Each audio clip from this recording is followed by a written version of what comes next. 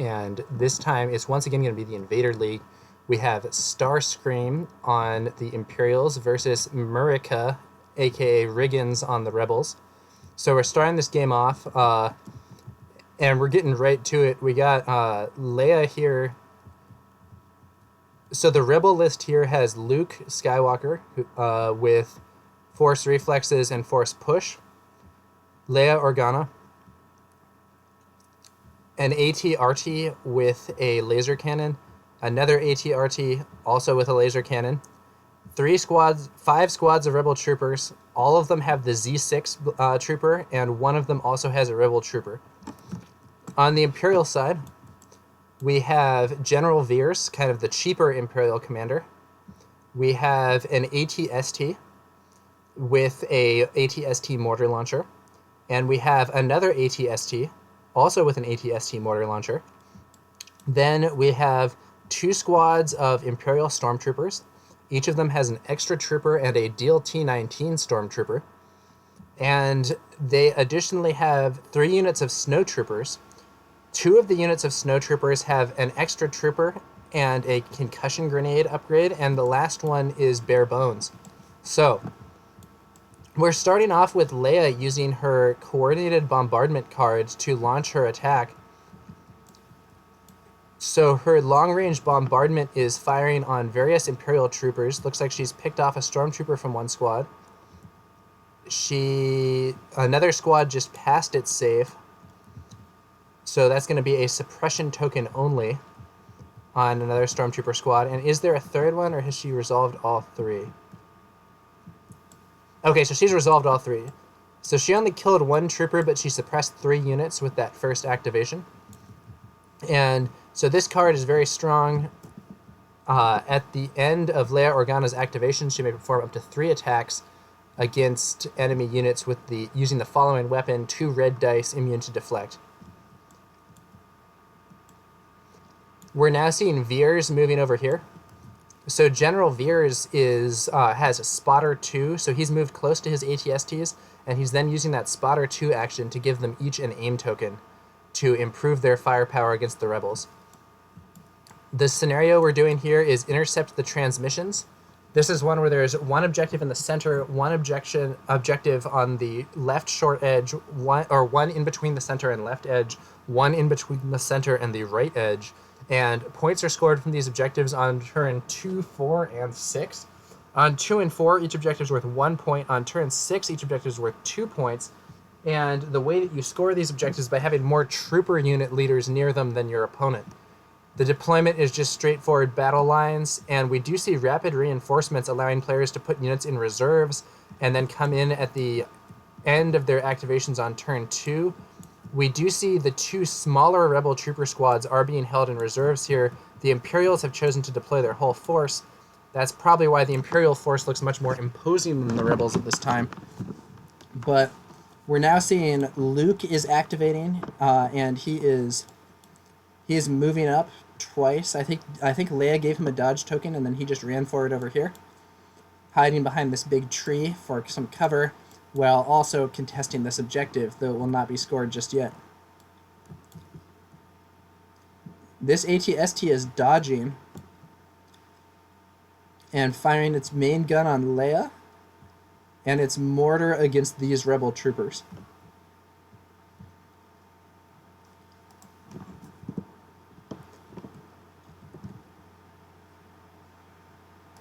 So we're seeing the mortar attack first with 3 white dice.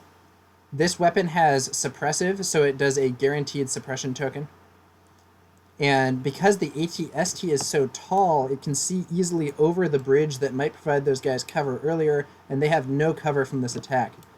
The 3 white dice inflict a hit and a crit, 2 saves being rolled for the squad, 1 succeeds.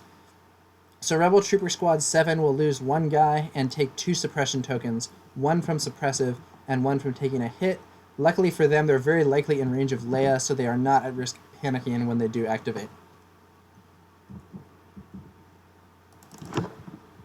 All right.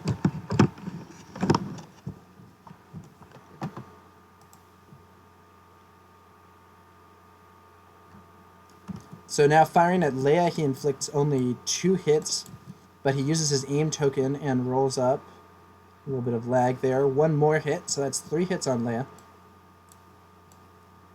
She has a dodge, and she should have cover 1 also through the forest, I believe. Yeah, so she will have the 1 cover from the forest, so she'll have 1 cover and a dodge. Leia, like the Rebel Troopers, does have Nimble, so she'll retain her dodge token. And she'll only have to roll 1 save.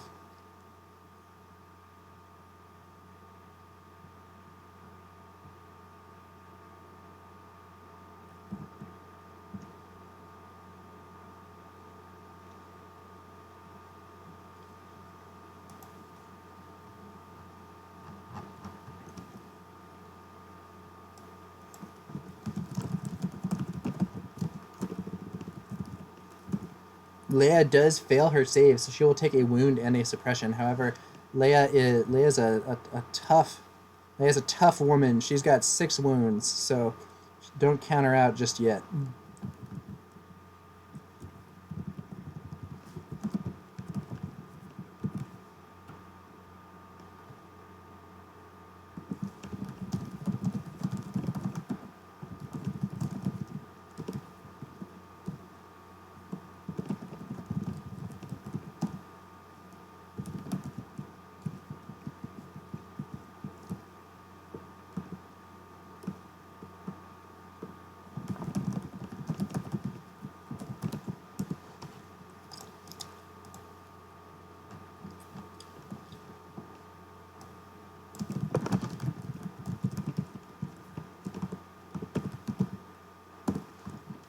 So we're now seeing these Rebel Troopers don't clear any suppression, but they are in range of Leia, so they will get at least 1 action, though they will get only 1. Looks like they're going to be moving up and trying to maybe contest this objective here. They're going to be using the bridge for cover here and hopefully trying to stay out of the river. So he cannot move his unit there into the river without slowing them down. However, he might not know that, and I am not allowed to correct him based on the way that the league rules work for this. So this is an illegal move, but we'll see whether or not the players catch it. So looks like perhaps they didn't, so the squad is getting a little bit of a movement advantage. I suppose the other ones could be over here anyway, but it might make their ability to get cover a little bit worse. So really the question that I'm asking when I'm looking at these lists is, so these 2 ATSTs, the ATST has armor, it has 11 wounds and requires 8 to be wounded, and it can fire 2 weapons at a time. So the ATST's heavy firepower and resilience is going to be a tough nut for the Rebels to crack, though they did bring their ATRTs with laser cannons. So the ATRT laser cannon does have impact 3, so it can change all its hits into crits if possible, and thus do some substantial damage to the ATSTs on the other side of the field. However, with 11 wounds, it's going to take a while to get in, even with these 2 laser cannons, and the ATSTs might be firing back at the ATRTs. So the Rebels are going to have trouble with those ATRTs, but if we look at the trooper complements of each side, the Imperials have only brought 5 trooper squads, and their trooper squads, many do not have special weapon upgrades. The Rebels have 5 trooper squads of their own, but they have more full squads, and their small squads with the Z6 have more firepower than the Imperial snow trooper squads.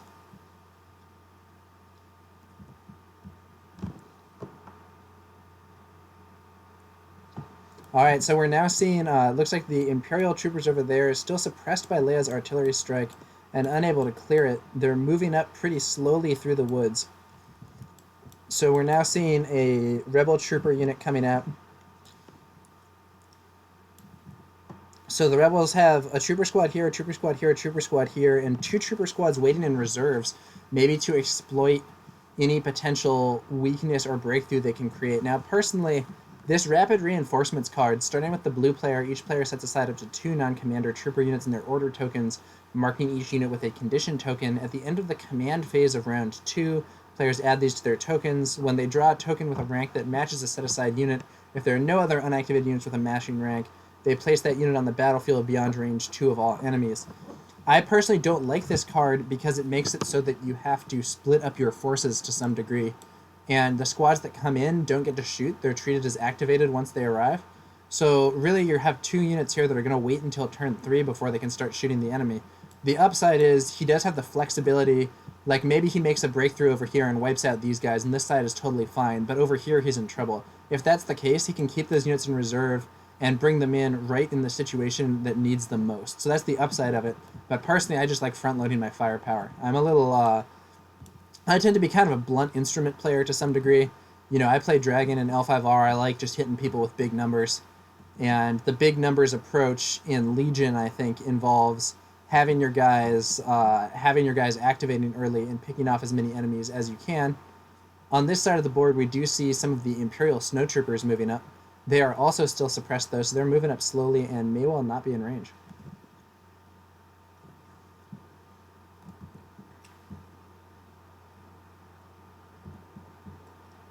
All right.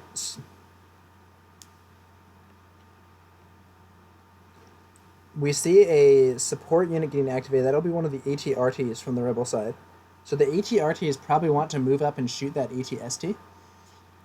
Preferably they want to shoot the one that doesn't have a dodge token on it yet.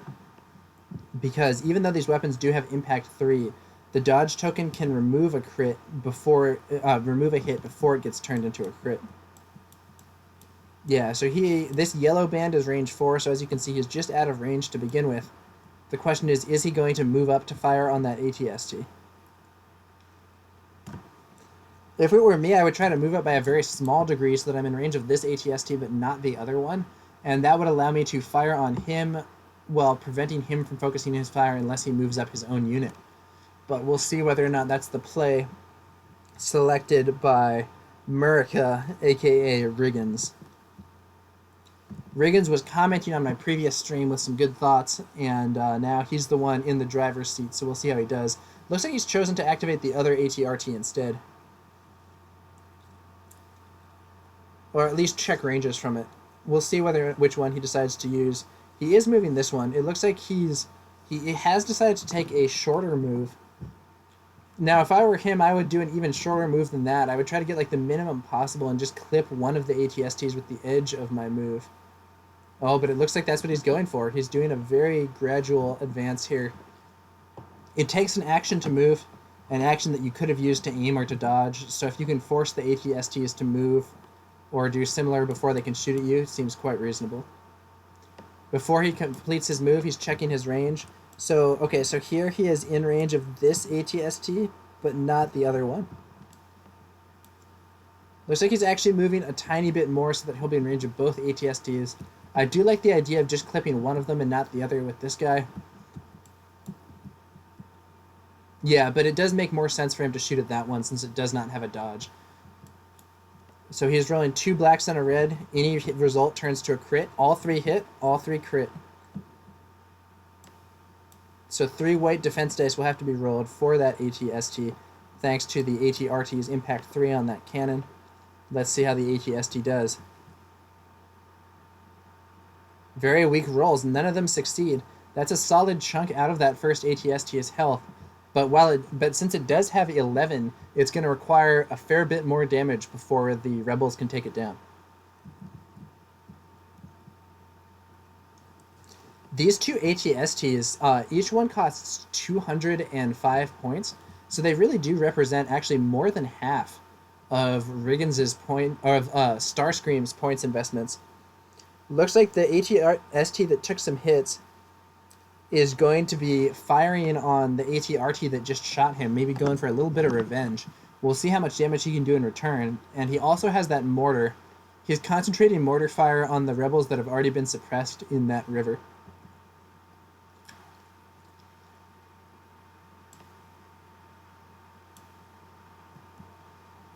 He's actually deciding to split up the mortars to suppress that unit, or maybe not.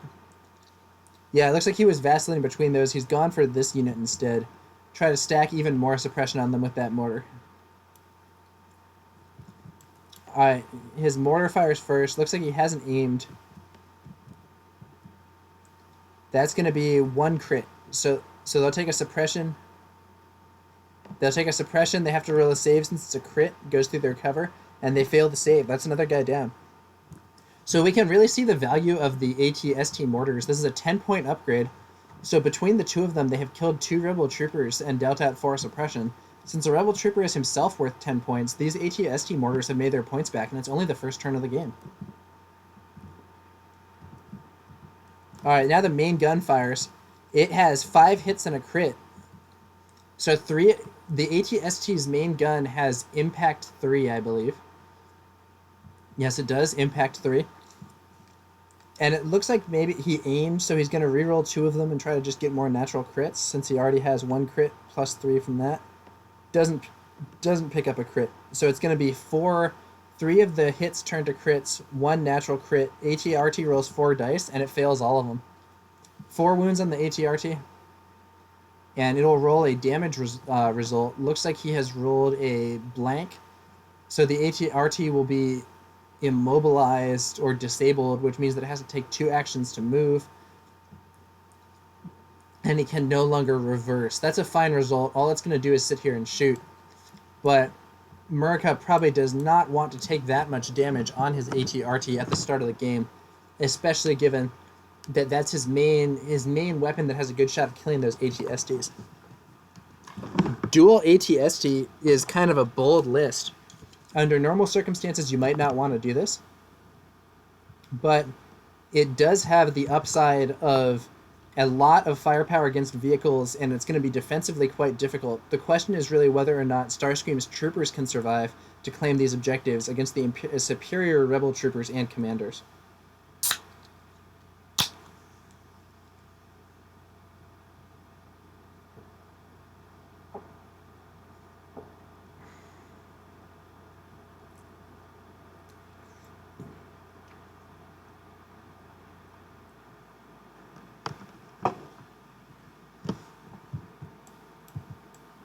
Looks like Riggins, aka Murica, is sending up his rebel troopers. So he's moving them up to this barricade, taking some nice cover here, and in position to threaten that objective, as well as in position to potentially attack any Imperials moving up to go for this left side objective. So we do see the 3 objectives here. This one's currently claimed by Luke, but it won't score points until next turn. This one's in kind of no man's land, and this one has some Imperials threatening it, but also is covered by some Rebel troopers. Additionally, keep in mind the Rebels still do have those 2 trooper squads waiting in reserves. Now, I do think that if the Rebels had deployed their troopers on the field to begin with, they would have been in a more advantageous position, simply because those units could have used their action advantage to allow Murica, aka Riggins, to kind of delay a bit more and maybe move these guys up only once some of the Imperials had already started moving up themselves. Now we're seeing the rest of the so the Imperials have activated. They have activated Veers. They've activated both ATRTs, but they still have 3 trooper units: 1 stormtrooper and 2 snowtroopers. So stormtroopers have precise 1. When they spend an aim token, they can reroll an additional die. That's a strong ability. It gives them an additional little boost to their shooting. The snowtroopers have an even better ability, though. They have steady. After they do a move, they can perform a free ranged attack. So this isn't quite as crazy as it might seem, because you can only do 1 ranged attack action during your turn. So they will be able to do that only once in a turn, which means that they don't get to shoot twice, but it does mean that they can keep moving up while putting forward a solid base of firepower, maybe keeping your opponent's heads down, suppressing some units, maybe getting a few lucky hits. And once they get up close, they can be very dangerous if they have grenades or similar, which several of these snowtrooper squads do.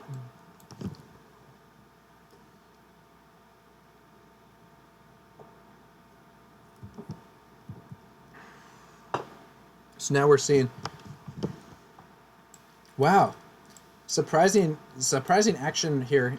It looks like the ATRT, instead of moving up to engage that ATST, is aiming and shooting at those stormtroopers.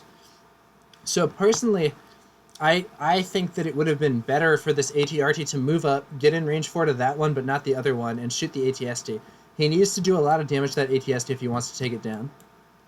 So he gets 2 hits, but the cover will save both. However, he can re-roll one of these with his aim token.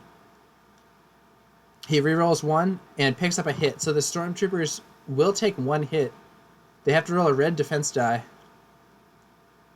And they don't save it. So a trooper is killed. But I can't help but to think that to move up a little bit and force the ATST to roll 2 dice instead of picking off 1 trooper might have been better, because I think if he doesn't put more shots from those cannons onto the ATSTs, I don't see how he's going to clear them in time. Alright, we're now seeing the other troopers moving up. A basic squad of snow troopers here. They have no upgrades, it's just 4 troopers. They're moving in.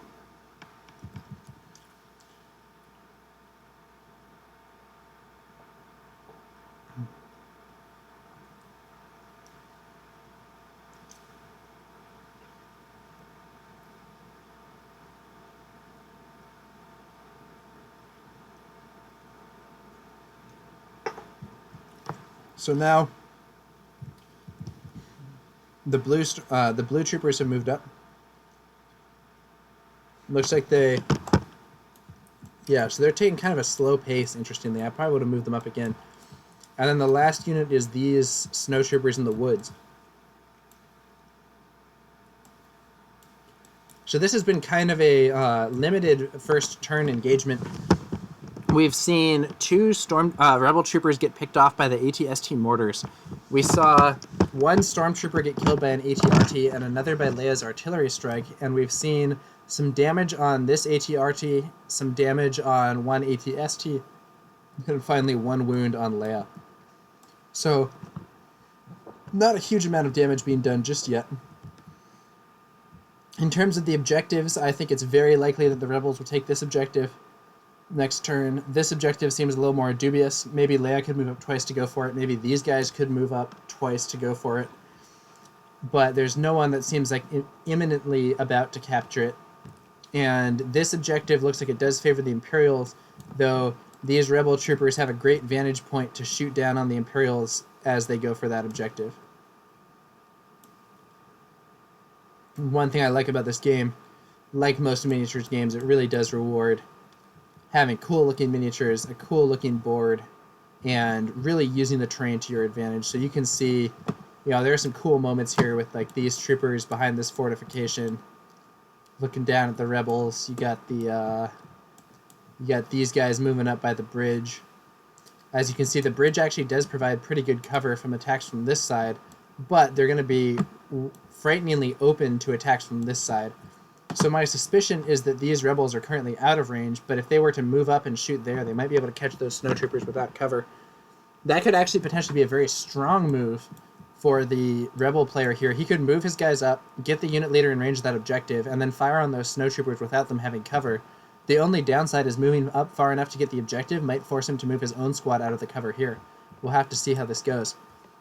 So overall, I give this first turn slightly to the Imperial player. Both sides lost equal troopers, but the damage on this ATRT is more significant than the damage on the ATST. I do think it was a mistake to avoid focusing fire with the ATRTs. I think using the ATRT cannons on the ATSTs early is the only chance to drop them. ATSTs pay a lot of points for resilience, and so you need specialist items to take them down. If you do take them down, you're removing a lot of your opponent's potential threat, but I worry that he is going to be unable to drop them if his ATRTs get taken down without killing at least one of the ATSTs. So that's kind of my assessment of the board as it stands, but let's see how it goes as we move into turn 2. We see a command card getting played here. So Leia and Veers are pretty similar. Veers has his own card that fires artillery, though he did not use it in this instance. Veers' artillery, instead of firing at 3 units, only fires at 1 unit, but it's a more powerful attack. It has impact 2 and 4 red dice, so it's a pretty strong anti-tank ability. And there we indeed see it, maximum firepower. At the end of Veers' activation, he may perform an attack using the following weapon: 4 red dice, range 4 to infinity, impact 2, immune to deflect. Leia plays No Time for Sorrows, 2 troopers. When a friendly trooper is issued an order, it may perform a speed 1 move. I think what we're going to see is a move from... I think I'm going to see 1 order on Luke. Luke is a trooper, As you can see, it says Trooper under his portrait there. So when he activates, he gets a free speed 1 move, which is going to probably take him right towards those Imperials. Luke has the jump ability, which allows him to ignore terrain that is height or lower during one of his moves. As we can see here from this pop-up, the cliff is height 1, so Luke is going to be able to move up, jump on top of this cliff, and start cutting down some Imperial troopers. The other unit to be activated, personally, I would probably activate these troopers and move them up once, so that then they can maybe take 1 move, be in range of the objective token, and then, yeah, either these troopers or Leia I would activate with the other one. They also get a free speed 1 move. Leia would move towards there, these troopers would hop on the bridge, and either way you have more units threatening this objective token. As this is turn 2, keep in mind we will be seeing one victory token for each controlled objective token. Interestingly, it looks like he's maybe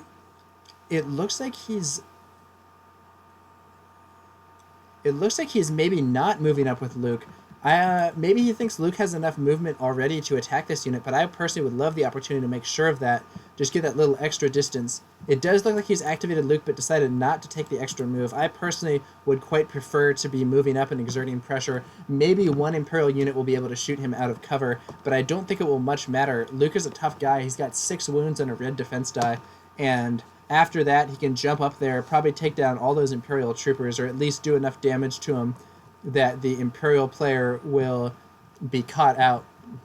But maybe he thinks he'll have that anyway, so we'll see what happens here. Alright, so they're shuffling up their tokens now.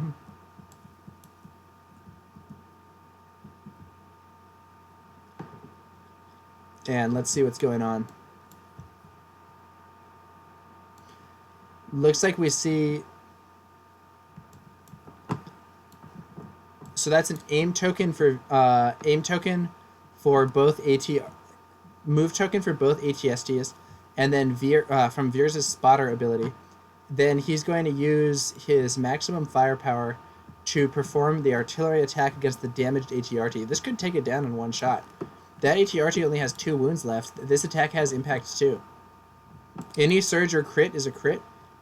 Alright, so that's going to be 2 impacts. He needs to roll at least 1 successful save to keep this guy alive. And he does not. That ATRT is down. So we really are seeing... I talked about this a little bit in the previous cast. The ATRT can mount powerful weapons, but its defenses are very weak. It has a weight defense die without surges. That's only going to pick up 1 in 6 times. And while it does have 6 wounds, against opponents' impact weapons, that becomes a risky proposition. So really only 2 attacks were sufficient to take down that ATST. That ATRT, rather. So I don't think Luke's going to quite make it. So he's going to get to here, and then he's going to get to, like, there. If he had used that extra speed 1 move, I think he would have made it in. But I don't think he's going to make it with only 2 speed 2 moves. So Luke does have charge, so after he performs a move action, he can do a free melee attack. But I don't think he's going to be able to move twice and get into melee. I think he should have taken that speed 1 move at the start to get closer in, at which point he would have had it.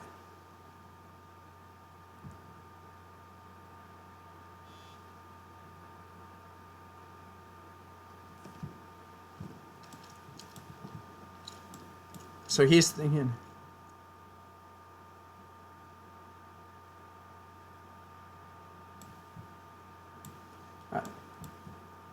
Alright, looks like he's moving up. And he is, as I predicted, he is not quite going to make it. So if Luke had used the extra move from No Time for Sorrows, as he had discussed, he would be in. But he did not, and therefore he is not in. He's going to have to wait until next turn to assault those stormtroopers with his lightsaber. I do think that's a move where Murica, aka Riggins, could have benefited more by taking a little risk. Yes, moving Luke into the open might have been risky, but it would have ensured that he would do a lot of damage with his own attack, at least in my view, and I would have gone for it. But, and it does look like...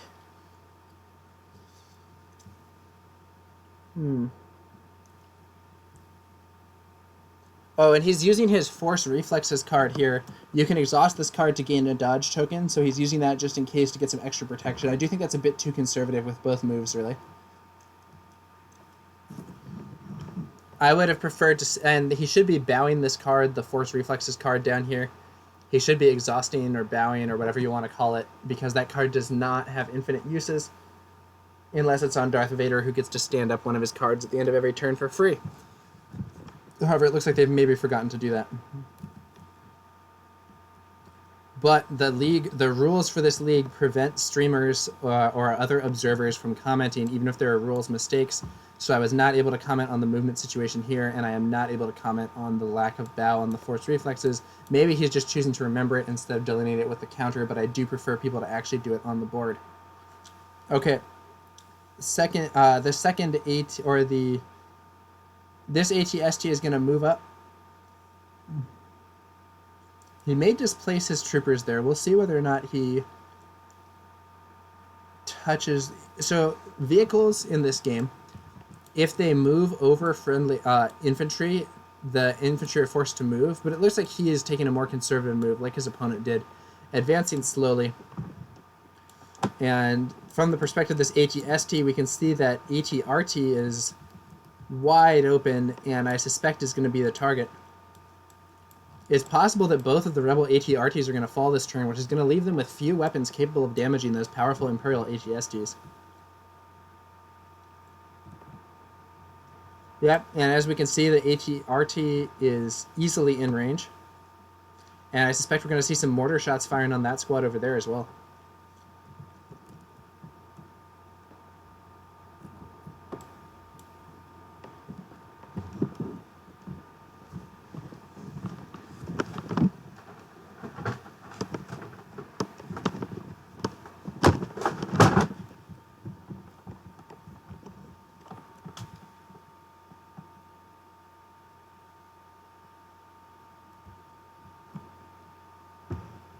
Alright, looks like he's chosen instead to engage the Princess Leia with the main gun here. She's been caught out of cover and doesn't have suppression. She has little defenses to protect her. Looks like there's going to be 2 of each on her. And he is not firing the mortar. Maybe he just forgot to do that. Not clear.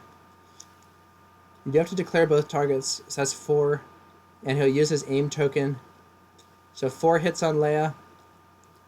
And he's going to add an additional 1. So that's 5. 5 saves for Leia. She might be in trouble here. Only 1 save succeeds. Very weak rolls here. Leia takes 4 wounds, and she's down to 1 wound remaining. That is not what the Rebel player wants to see. I do think this game is quickly turning in the Imperials' favor.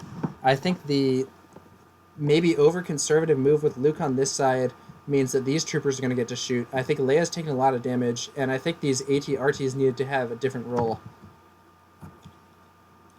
So Leia will activate. She'll rally, see if she clears her 1 suppression. On a hit or a surge, she does. She does, which is actually unlucky for her. Then she rallies 2 suppression off her troopers, thanks to her Inspire ability. Inspire 2 after your rally step, remove up to 2 suppression tokens from other friendly units at range 1 to 2. And then she'll have 2 actions herself, despite 1 suppression, or no, she cleared her suppression. She'd have 2 actions anyway since she has a courage value of 2. You only go down to 1 action if you have taken suppression tokens equal or more than your courage value.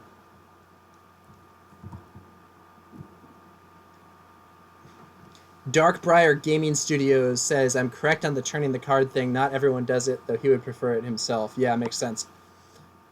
And looks like Leia's then going to use her take cover action to give a dodge token to both these units, maybe? Or perhaps she's going to move up again to get in range of the objective. Oh, I guess maybe she was out of range of 1 of that unit, so she'll just dodge herself, it seems. Alright, 5 wounds on Leia. Not what the Rebel player wants to be dealing with this early in the game.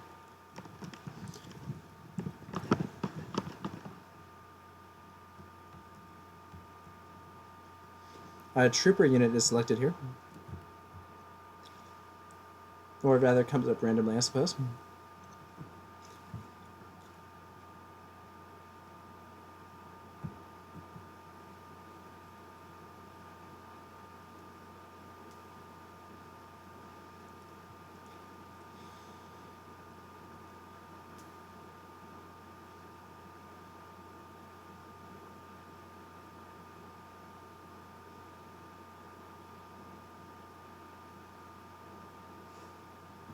Looks like we're measuring some ranges.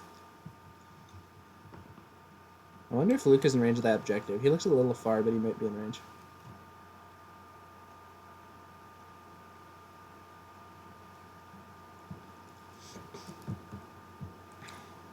And so we're seeing these...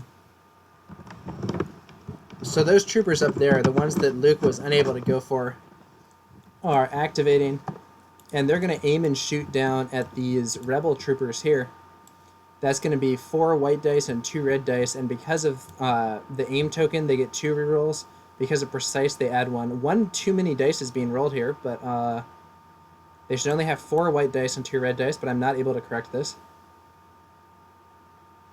But it looks like also the Imperial player is forgetting that he has precise for another reroll, so maybe it all evens out.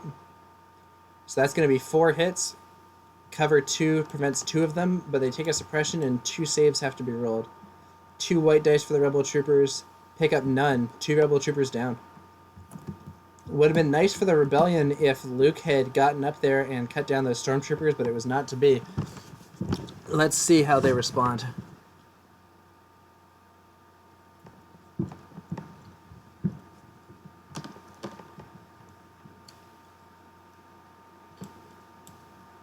This ATRT is staring down 2 ATSTs, and his wingman on the other ATRT has been brought down. I'm not sure he's going to be able to do the job.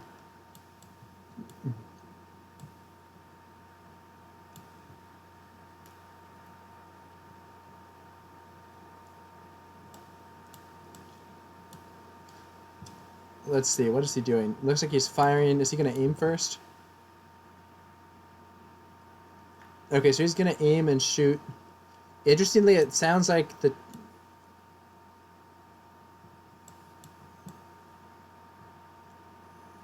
Yeah, it sounds like the target is actually those green snowtroopers rather than the ATST. So it's possible that Marika, aka Riggins, has just given up on taking down the ATST here.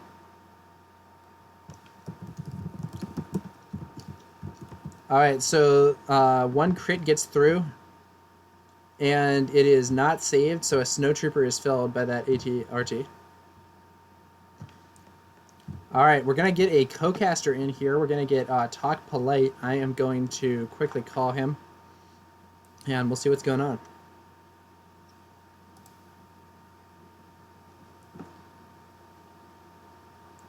TalkPolite, can you hear me?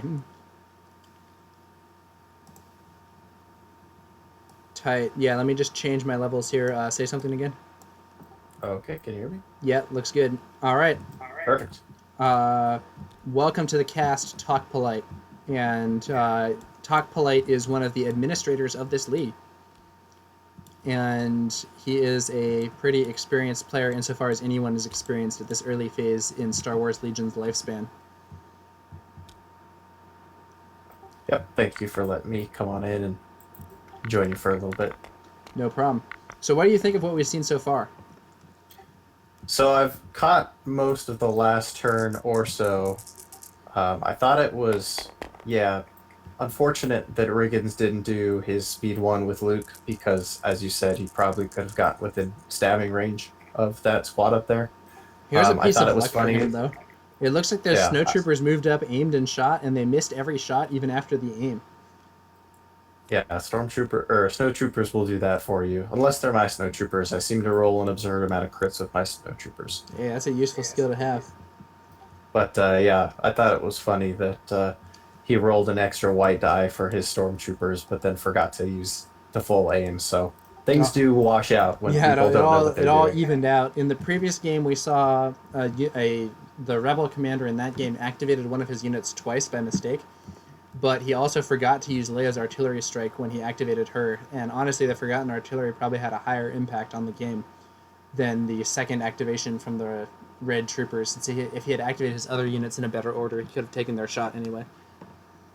Yep. So, everything seems to be washing out. As far as mistakes go, I know I've explained to you in person, but I'll go ahead on record and say it to the stream that, the game hasn't even been out for a full month yet.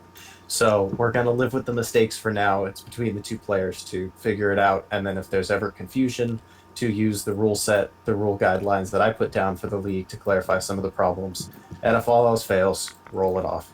Looks like these rebel troopers are dodging and then firing on one of the Imperial units over there in the cover. And they are going to manage to pick up 4 hits, so that'll probably be 3 hits once the light cover over here from these woods is factored in. Which unit do you think you should target here?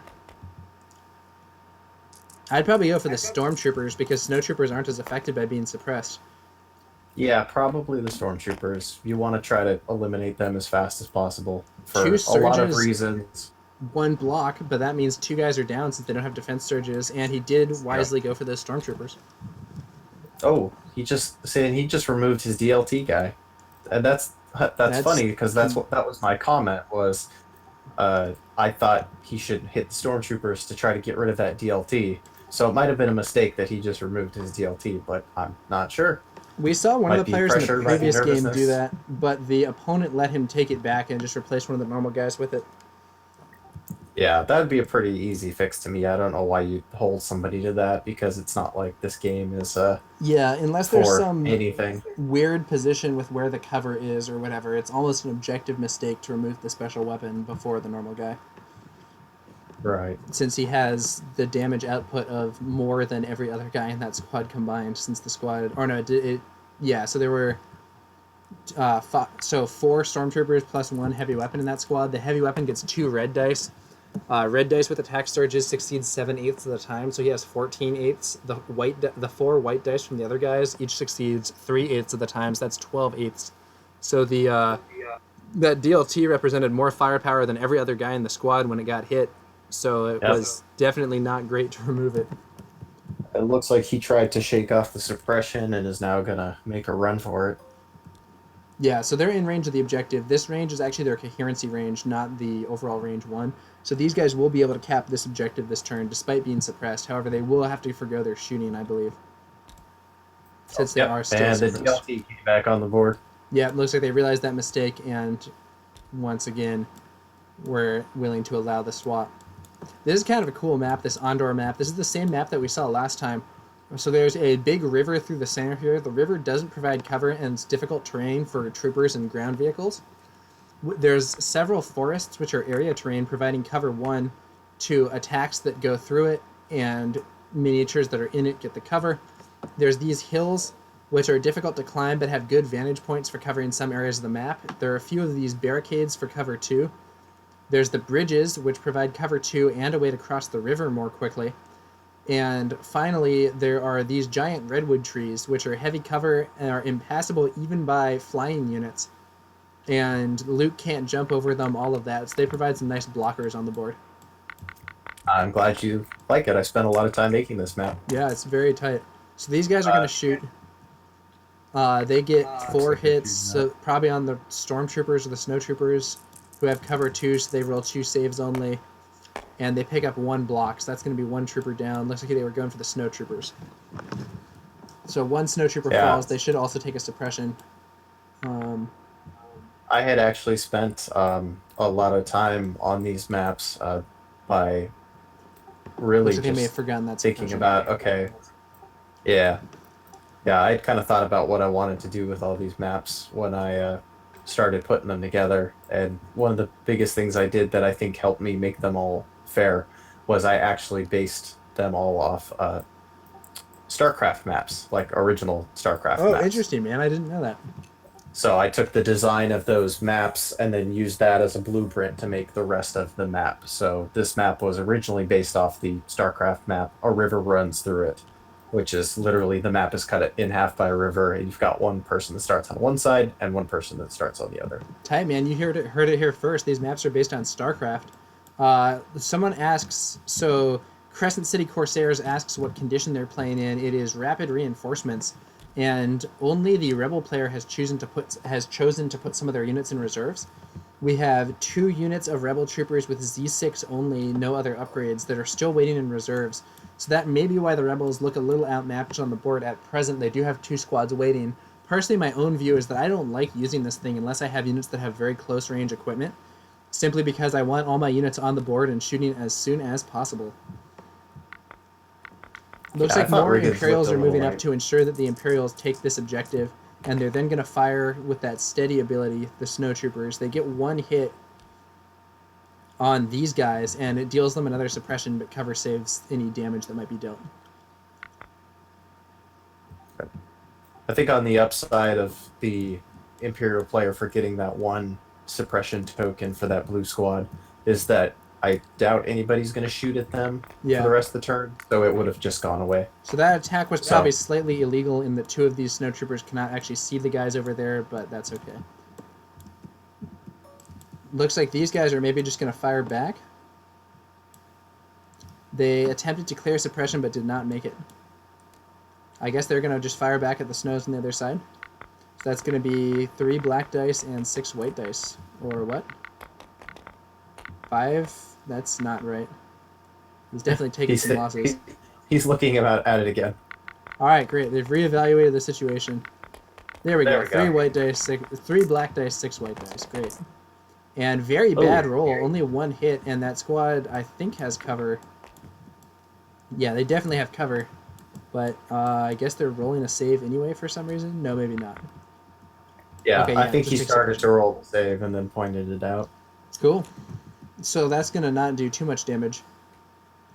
Crescent City Corsairs agrees with me, hates splitting his troops on this win condition, but he does say, hey, thanks, Talk, for all the work on the maps. It's been great having good maps to play on. Where can you keep track of the online leagues? Are you on the Discord, Crescent City Corsairs? Actually, let me post an invite to the Discord in the Twitch chat here. Let me pull that up. So this league is being coordinated by a Star Wars Legion Discord group. And let me check out a link here for any of you who are not in that group at present. It's a cool group. People are discussing the game. There's discussion of strategies. There's discussion of army lists. There's discussion of modeling and painting. There is finding games via tabletop sim. This online league is coordinated. It's really a cool group. One of the other things too that I've started to do is I've started to bring more and more different community representatives onto the league. So you'll find there's also an area for people that do podcasts or that make 3D printed terrain or that make like tokens or stuff like that.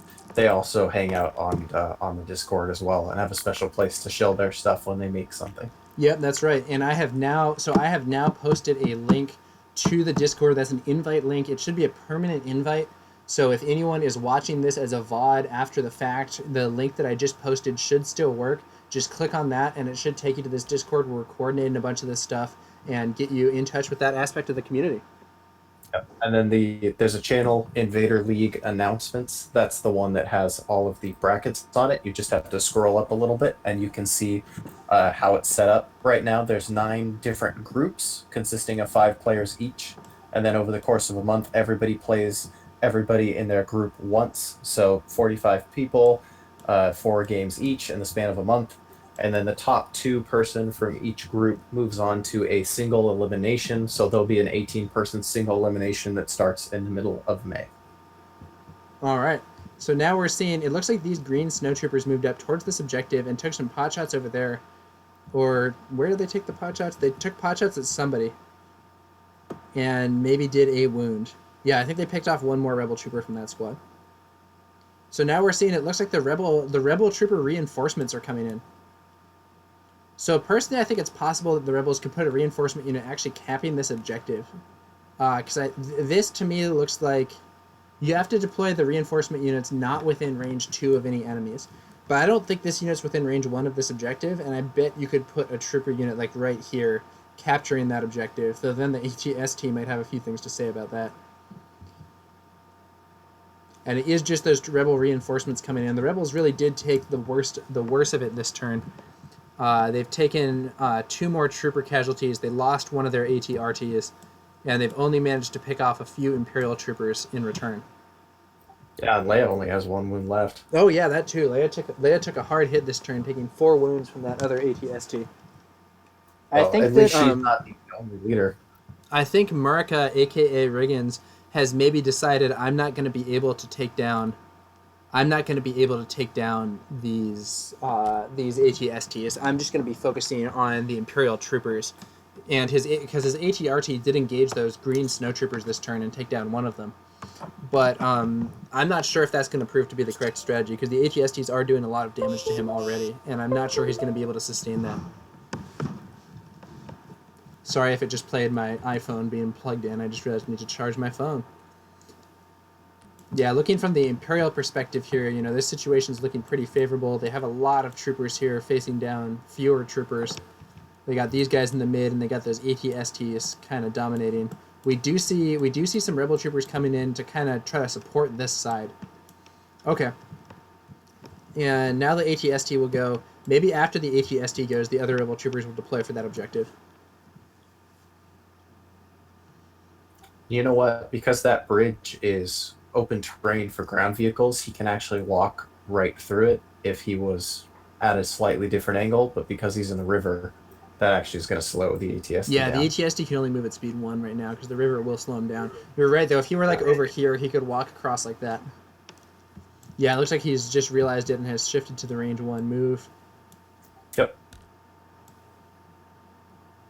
And it's up to Riggins to let him know about stuff like that, because as you said, we can't comment technically. Yeah, that's so right. for anybody wondering about those rules later on, as we get to the later single elimination rounds, it will be legal for people to talk about what's going on, but that role is going to fall to an official judge. We just don't want the streams turning into, you know, problems for people trying to play games in progress. Yeah, so this even if it is legal or not. This positioning with the base like half off of this is probably actually illegal, but we are not allowed to comment on it. Because we don't have a modally wobble rule, and that's one too that I might have something in the rules packet and I can't remember right now, but that's another one that I've kind of pushed to the side because in tabletop sim there's just a ton of imprecise placing of units that happens because that's the nature of the beast. Looks like he's trying to extrapolate this forward to see whether or not he has arc to those guys. My view is that he does not. Yeah, but yeah, I'm going to allow modally wobble in the league if it's not already. Yeah, so that's a reference to GW has the so-called wobbly model rule, which allows you to place your model in a position where its base won't physically stay up if it's a position that the model could reasonably be in. So in this instance, it doesn't really make sense that the ATST would have to stop short of this bridge. It seems like it could have 1 foot on and 1 foot off. But with the way that the bases work, it would be awkward to actually place it there. And in the rules as written, you cannot do this. So the ATST shoot at something, but it actually rolls quite poorly, inflicting only 2 hits. It does have those 2 aim rerolls, though. And since both red dice missed, that has a good chance of generating some extra damage. Let's see what they get. Yeah, that's 2 more hits. So it'll be 4 hits on whatever the target for the ATST is. Who's the target? 3 saves being rolled. I think he went for the ATRT. Yep. Because that's why he only rolled 3 saves. Oh, that makes sense. 3. I wasn't sure if it was that or maybe he was shooting at these rebel infantry in light cover. So this ATRT will take 2 wounds, and now we're going to move... it looks like he's not firing the mortar, which I think is just wrong. He could... Okay, whatever. I'm pretty sure the mortar can fire at that unit, but, you know, we'll see. They may have misunderstood the minimum range. The second rebel troopers are going to come in. The second rebel reinforcements. Looks like this unit of reinforcements is going to be on the right side here. Now, I have to say I don't think this the use of these reinforcements is doing much of anything for the rebels. Because this unit could easily have been in this position even after the first turn only, and then could have moved up and shot this turn. So while there was some flexibility gained, I think that overall it didn't really profit them much. Yeah, he was probably kind of waiting to see how the situation developed. Crescent City Corsairs, good to see you. Good to see you got into the Discord group. We got a lot of stuff going on in there. And yeah, we will check out more later.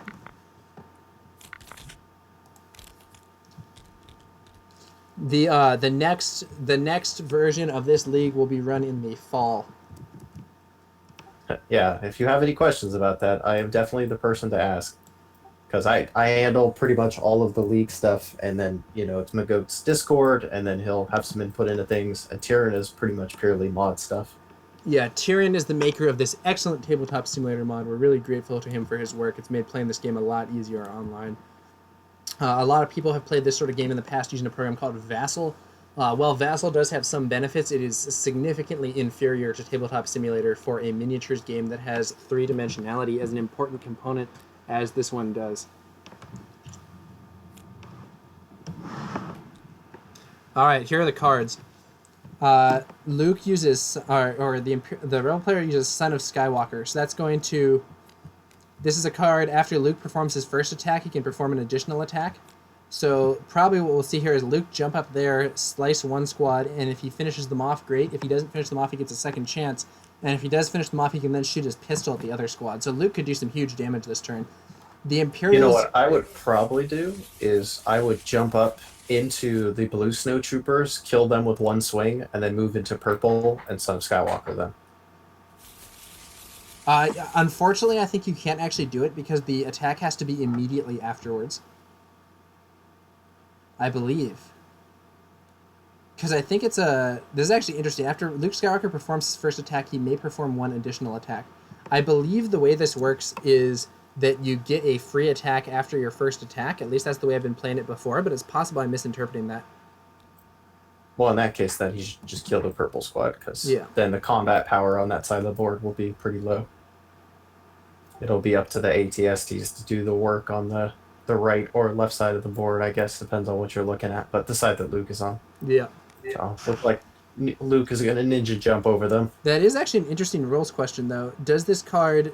How does this card work? Is it the case that it lets you attack twice off one attack action, or does it just let you take two different attack actions?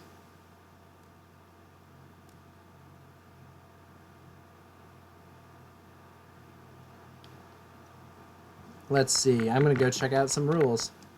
This game is still kind of early.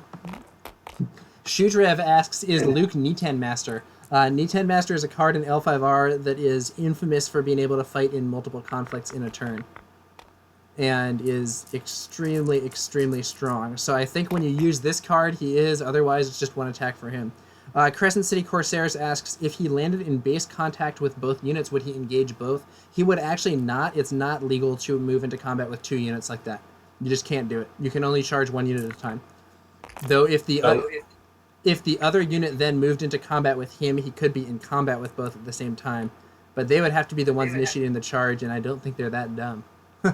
Oh, but you know what he could do? He could charge one unit, force push the other unit to move into combat with him.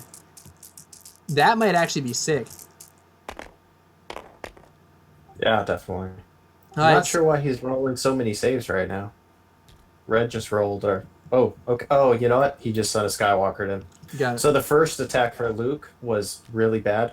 He only got 3 hits, and Pierce 2, the player went to go make a couple saves and saved his last guy, so only 2 died.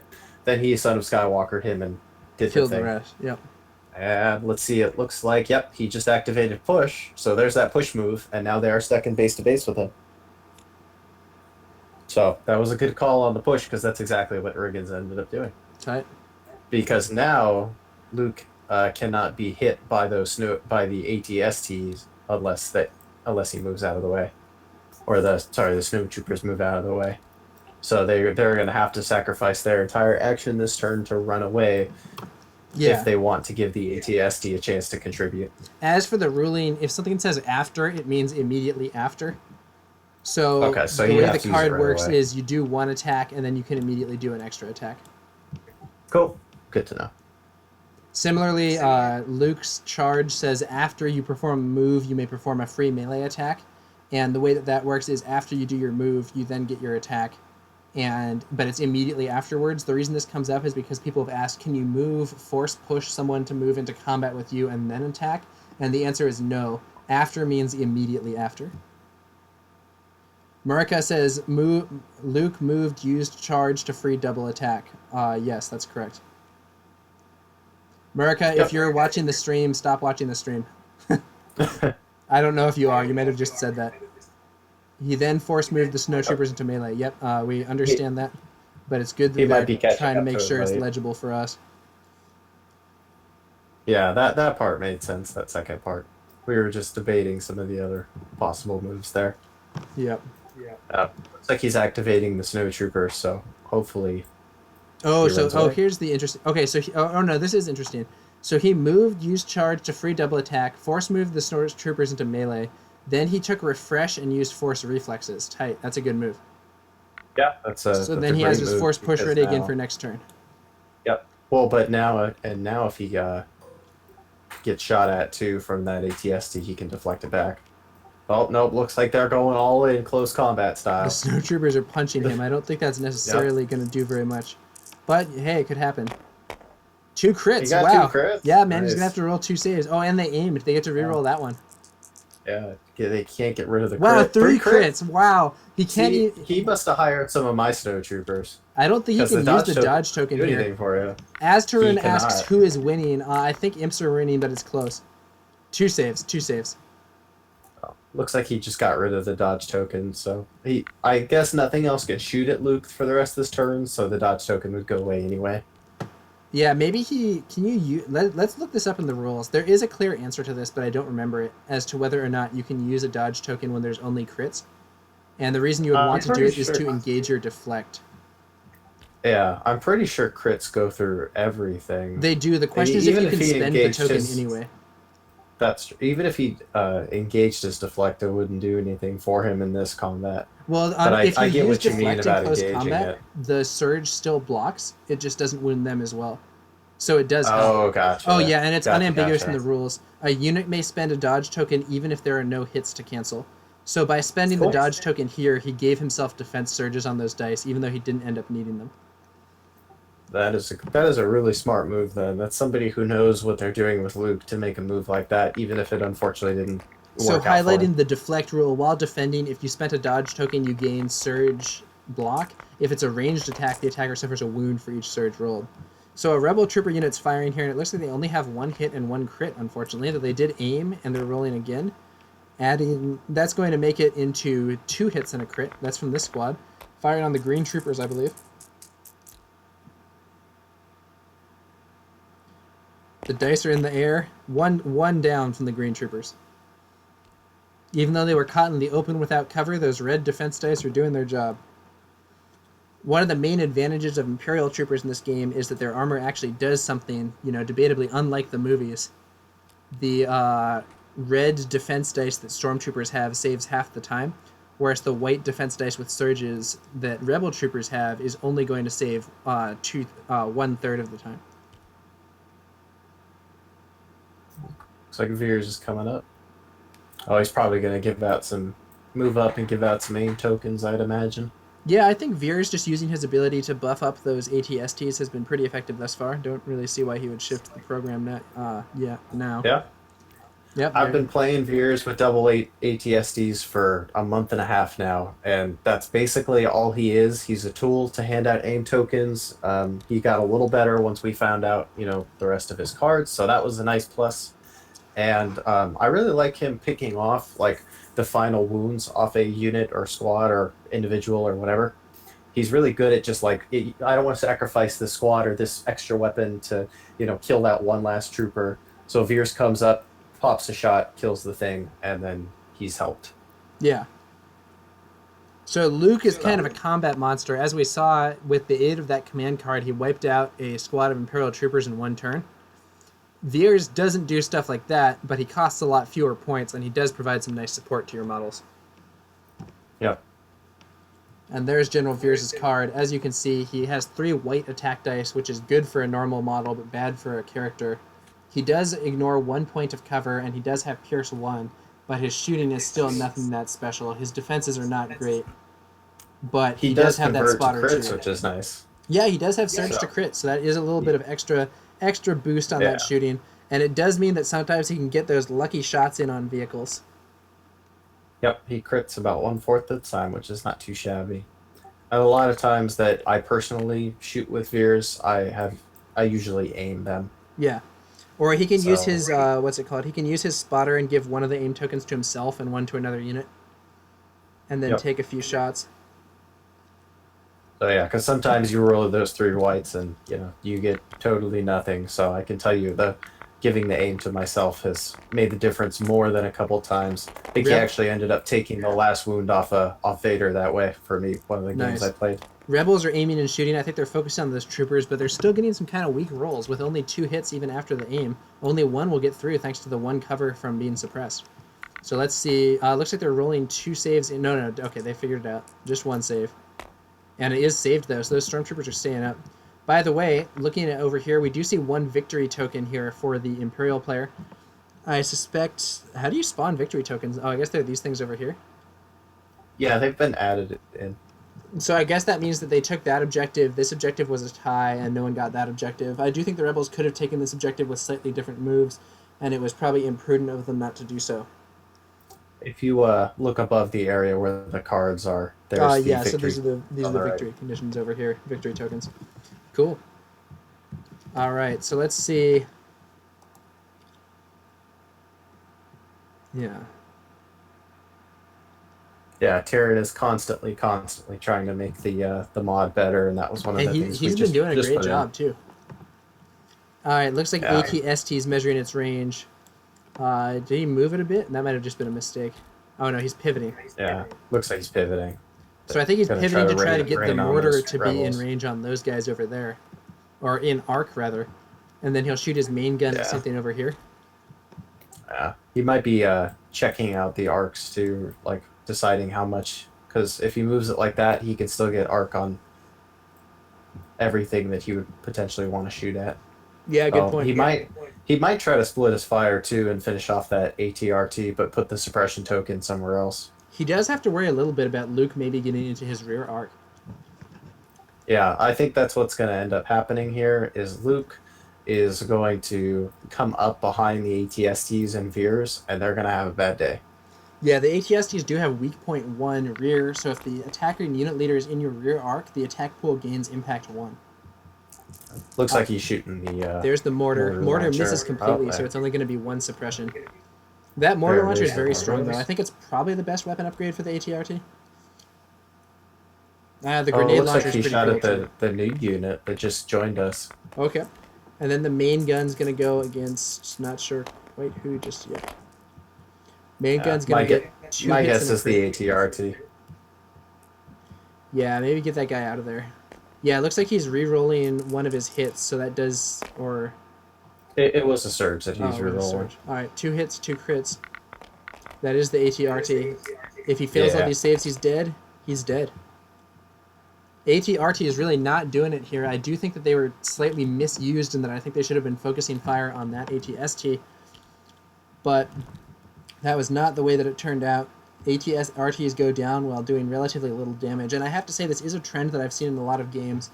When this game first came out, people were really talking up the ATRT, but in my experience, it just hasn't proven all that strong. Its defenses are extremely weak.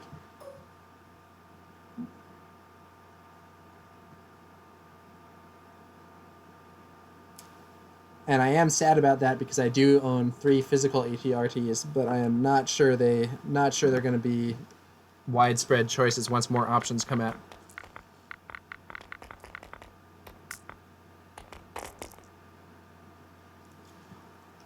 Okay, so now we see, looks like Rebel Troopers taking some shots here. Aim token being used, only 3 hits, a little below average. Probably shooting at those guys. And 2 of them fall. Oh, I guess that's actually the stormtroopers there, so that is going to pick off that DLT. That's a welcome result for America. And I have to say, you know, as I was discussing earlier, we are sort of seeing this situation where the Imperials are really starting to take very heavy losses among their troopers. Even though those ATSTs are not taking so much damage, the Imperials have very few troopers left alive at this point. And since troopers are what you need to take these objectives, that might prove to the Rebels' advantage in the longer game. Yeah, I think that maybe Riggins' game plan is that he realized that he was having some trouble with those ATSTs, and so that he's just going to go and kill all the troopers so they can't score anymore. Yeah. Looks like these troopers are running for cover, maybe after seeing the heavy losses taken by the other troopers. They're going to move twice. I don't think that's right.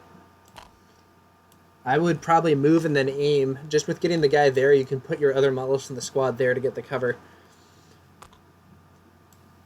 Which of these troopers have grenades, by the way? The blue snowtrooper squad does not have grenades. These guys do have grenades. I might have just rushed them and tried to use the grenades on those rebels, to be honest. I guess there's still Yeah. these rebel troopers that probably would have finished you off for that, though. So they have to play a little more conservative, it seems. Yeah, he's probably just trying to get in the cover as fast as possible because he doesn't want to be left out in the open. The good thing is because these are snow troopers, they will get to take a free shot after doing this. So probably they're just going to throw some dice up at those guys. Actually, they should probably go for... I mean, looking to see who has cover, the answer is basically everybody. Yeah, but you should shoot at them, I guess, because they already have one suppression. They might run. Oh, they're probably in range of Leia. Well, oh well. If I were the Imperial player, what I would try to do is next turn get something in range of Leia and finish her off, because then the entire Rebel side of the board is going to be without Luke help, except for this one squad over here. Yeah, on these his guys side. will start having some suppression issues quickly. One crit gets Yeah. through the cover, but it is saved. That does put another suppression on those rebels, though. Leia So I think does I not think have a Imperials steam are going to leader. have a. Yeah, I think the Imperials are going to have, or the Rebels are going to have an easier time cleaning up on the objectives, and because the Imperial player only made away with 1 point by turn 3, that's going to be hard for him to come back from, because as you've noticed, his troops are taking a really big hit. Yeah. So he's got to score I'd say 2 points to be a little more comfortable, but 3 points if you can, which is not possible because of the way that his troops are positioned. So these rebel troopers are in range of those snow troopers. Let's see if they clear suppression. If they do, I would personally prefer to move up and then shoot at that stormtrooper. Try to finish off complete squads, especially because each squad leader is potentially someone to use for that objective. Yep, you're in the middle of the game. You got to start thinking about the objective game at this point. Looks like they didn't roll to clear suppression. That's probably a mistake. They're just taking their shots. There was a white die on there. He might have. I thought that was from their saves wait, no. previously. Oh, they remembered. There we go. Nope. Didn't matter anyway. It's a good thing Leia's right there. Yeah, they're just going to take their shots.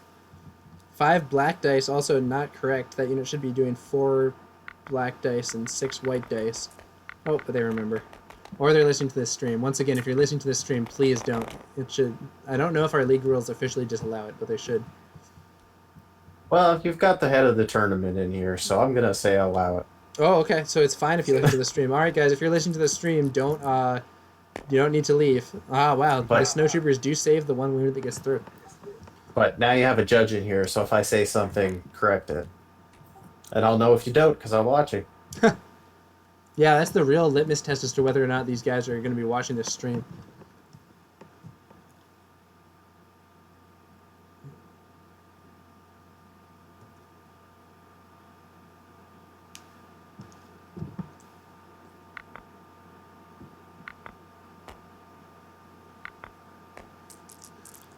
Two white dice to clear suppression probably for these guys, and they cleared both of them. Lucky roll there for the Imperials. Yeah. Yeah, see, okay, if I were him, what I would do is I would aim, move 1 so you're definitely within range of that objective, and then shoot at Leia if you can. Yeah. See if you can get that last wound. Great idea. And yeah, from this angle, they're not quite there. They could move twice and get in range of her, though, and she'd only have cover 1, I believe. Yeah, if they were Whoa. able to circumvent that forest. Looks like there's a very different plan being selected here. Yeah, that's interesting. Maybe he realizes that he's running out of troopers, and he's like, all right, man, I got to do whatever I can to just keep these guys alive. Yeah. So they're pulling back. They're going to try to take cover behind the bridge here and maybe only pop out next turn once it becomes time to score objectives again. It's only every other turn where you score objectives in this mission. So this is turn 3, no objectives there, but at the end of round 4, they'll score again. At the end of round 6, they'll score again, and it's worth double. You know what we should actually consider too for future streams is put it on like a 5 or 10 minute delay, so we're commenting on games in progress, but then if people are listening in and like we're giving tactical suggestions, right? So that makes the possibility of them using the tactical suggestions invalid because time has passed in between when they were making the decision and when we talked about it. Yeah, on the L5R League, they decided to just make the rule that it's not allowed to watch your own game being streamed, that you can watch the VOD after, because I think people found that the stream delay made it so that it was difficult to interact with the chat. I don't know the specifics of that, though. You'd have to talk to the guys that were the organizers. So what's going on here? Looks like Leia's getting a move on, possibly. I guess she's checking range to see if she can clear suppression from anyone, but unfortunately the suppressed guy's over there, she cannot. I think this squad did have some suppression, and maybe she cleared that. She still has one suppression herself. She cleared that, maybe illegally. You are not allowed to use Inspire on yourself. It is only other friendly units at range 1 to 2. It looked like one of them was looking at the card, so maybe they're evaluating whether or not that's legal. Oh, look, yeah, it looks like she cleared a suppression from herself, and then Starscream looked at the card, figured out that couldn't happen, and now they're putting it back. So good job, guys. Figured it all out, and or are stream sniping us. So she's going to take a dodge herself and give another one to that squad, and then she's going to stand by. Okay, standby tokens basically never do anything, but she has a little else to do, I suppose. I think it would have been... I guess she could have given a dodge to that squad, and then dodged herself, because take cover is technically not a dodge action. It is a take cover action, but I don't know. Maybe standby will actually do anything, but I really doubt it. Like, what Rebel Imperial unit will even make it to range 2 over here? That's like there? There's no way. TalkPolite, can you take over streaming for a bit? I'm going to quickly run over and use the bathroom. No problem. All right, I'm going to leave us on a pretty centered view that will hopefully address whatever's going on in the game. And I will be right back for you guys. With some more commentary. Is that there's actually not a whole lot left to do, it looks like, on either side here, so... Yeah, this turn should be over shortly. They might be discussing what the ATST can do, because there was some pointing in its general direction, it looks like.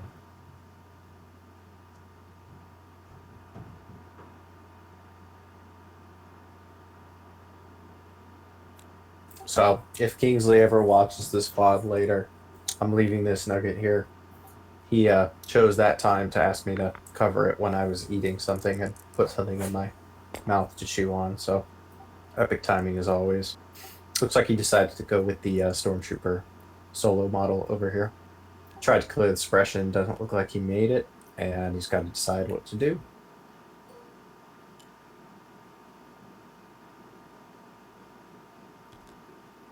Looks like he's going to go run to a tree and hide, which is an advisable move.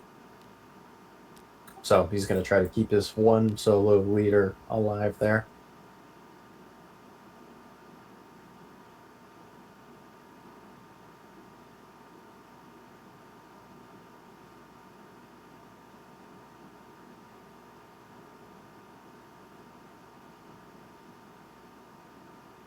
Looks like over on this side we're going to activate some troopers.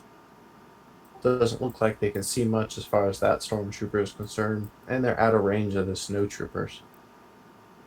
So it doesn't look like he actually has a ton of options with that squad.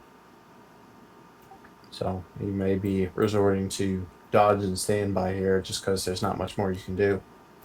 Yep. Probably trying to protect them from the ATST looming over them. Yep, and here comes Johnny. ATST is still in range 4 of 1 Rebel squad, 2 Rebel squad. So he could hit 2 of the Rebel squads with his range 4 guns. Looks like one of the Rebel squads is just outside of range 4. Is that other ATST the last unit to activate here? I think so. I'm not seeing much else. Oh, maybe there's this one... Oh, no, he did move up. He moved up to try to get out of line of sight, though it looks like... Yeah. It looks like he succeeded. So that guy may be able to stand... This squad did a standby, which I think is wrong. Standby actions, in my opinion, almost never do anything at all. But what do I know?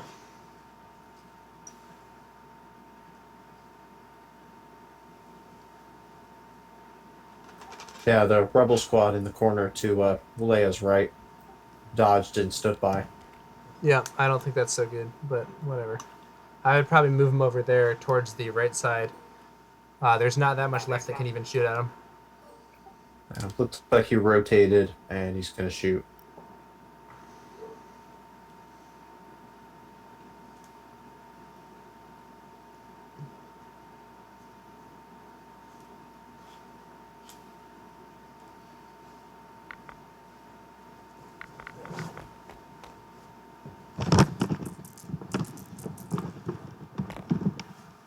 Reflecting the throw some suppression out, and it's not going to do anything. Just one suppression.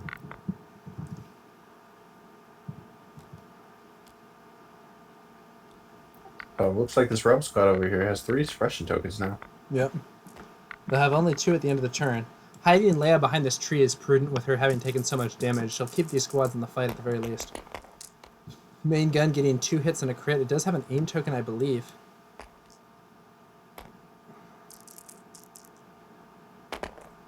Aim token avails it another hit. Who's the target, though? Probably these guys? No? I think he went for the bridge guys because he only rolled 2 saves, but it looks like No, he went for these guys. Wait, but that was yeah. So he got rid of one with cover, and then he got rid of another one with dodge. got it. But he failed both the saves, so it did still end up killing 2 of them. And it looks like we're on to turn 4. All right. So post-turn assessment, the Rebels started off looking pretty bad this turn, but they have managed to pull some things out. The main thing they've been doing is doing very heavy losses to the Imperial troopers. The problem is the Rebel troopers aren't exactly in a great position to capture the objective either here.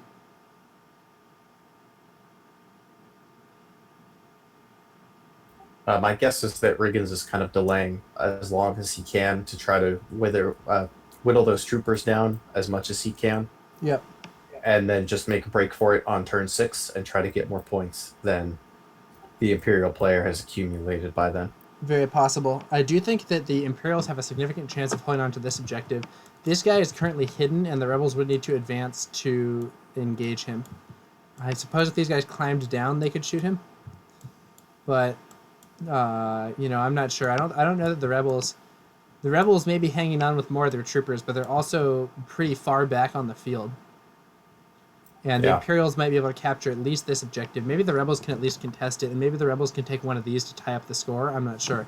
It's also possible that the Rebels will just say, okay, if the Imperials are winning by 1 point going into the last turn, each objective is worth 2 points. So if we beat them by 1 objective on the last turn, we win the game. And I do think they're on target to maybe do that, depending on what happens on that right flank.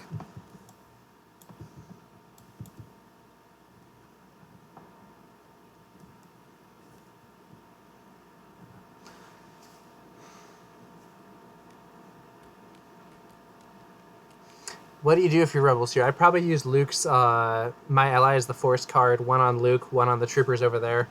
Both those get a dodge. These troopers move in for that objective. Luke kills those guys and then maybe moves that way.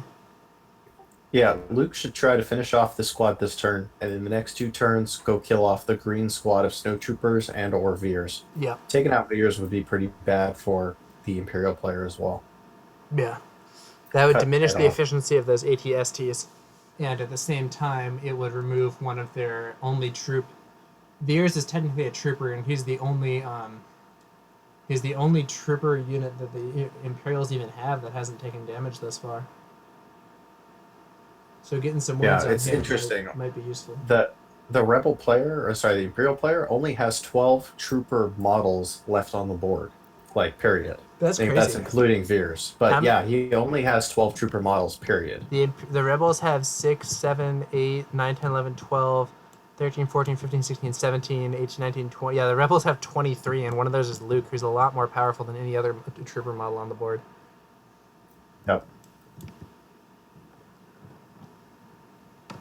And I mean a lot more powerful. Luke is a boss. It looks like Starscream had to step away for a second.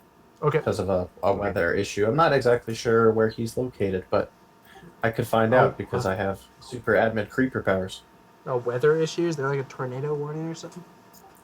Well, it depends. If he's East Coast, there's been some pretty bad East Coast weather recently. Yeah, that's a fair point. Or maybe something is leaking and he's got to put under something. Yeah, personally, I'm out here in sunny California, and we don't have many weather issues at this time. Can you please not remind me of the wonderful weather in California? Because that is where I'm from and where I'm not going to be until August. So. Oh, I'm sorry to hear that. So, yeah. Well, we have this time to talk, so I figure we'll fill it in with general things instead of game-specific things because we just rolled up a turn. But, yeah, no, I am actually currently deployed right now. And so I was not able to play the game at launch, and I don't get off the deployment until August.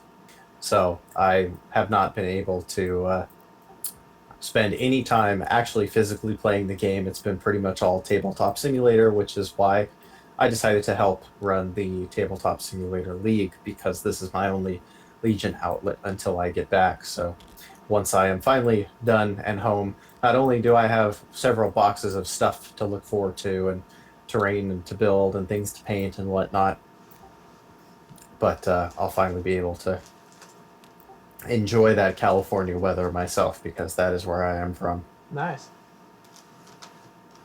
Yeah, I'm actually working on some Legion models sort of as we do this. I was working on a Imperial speeder bike, and now I'm working on just some more of my Rebel troopers here.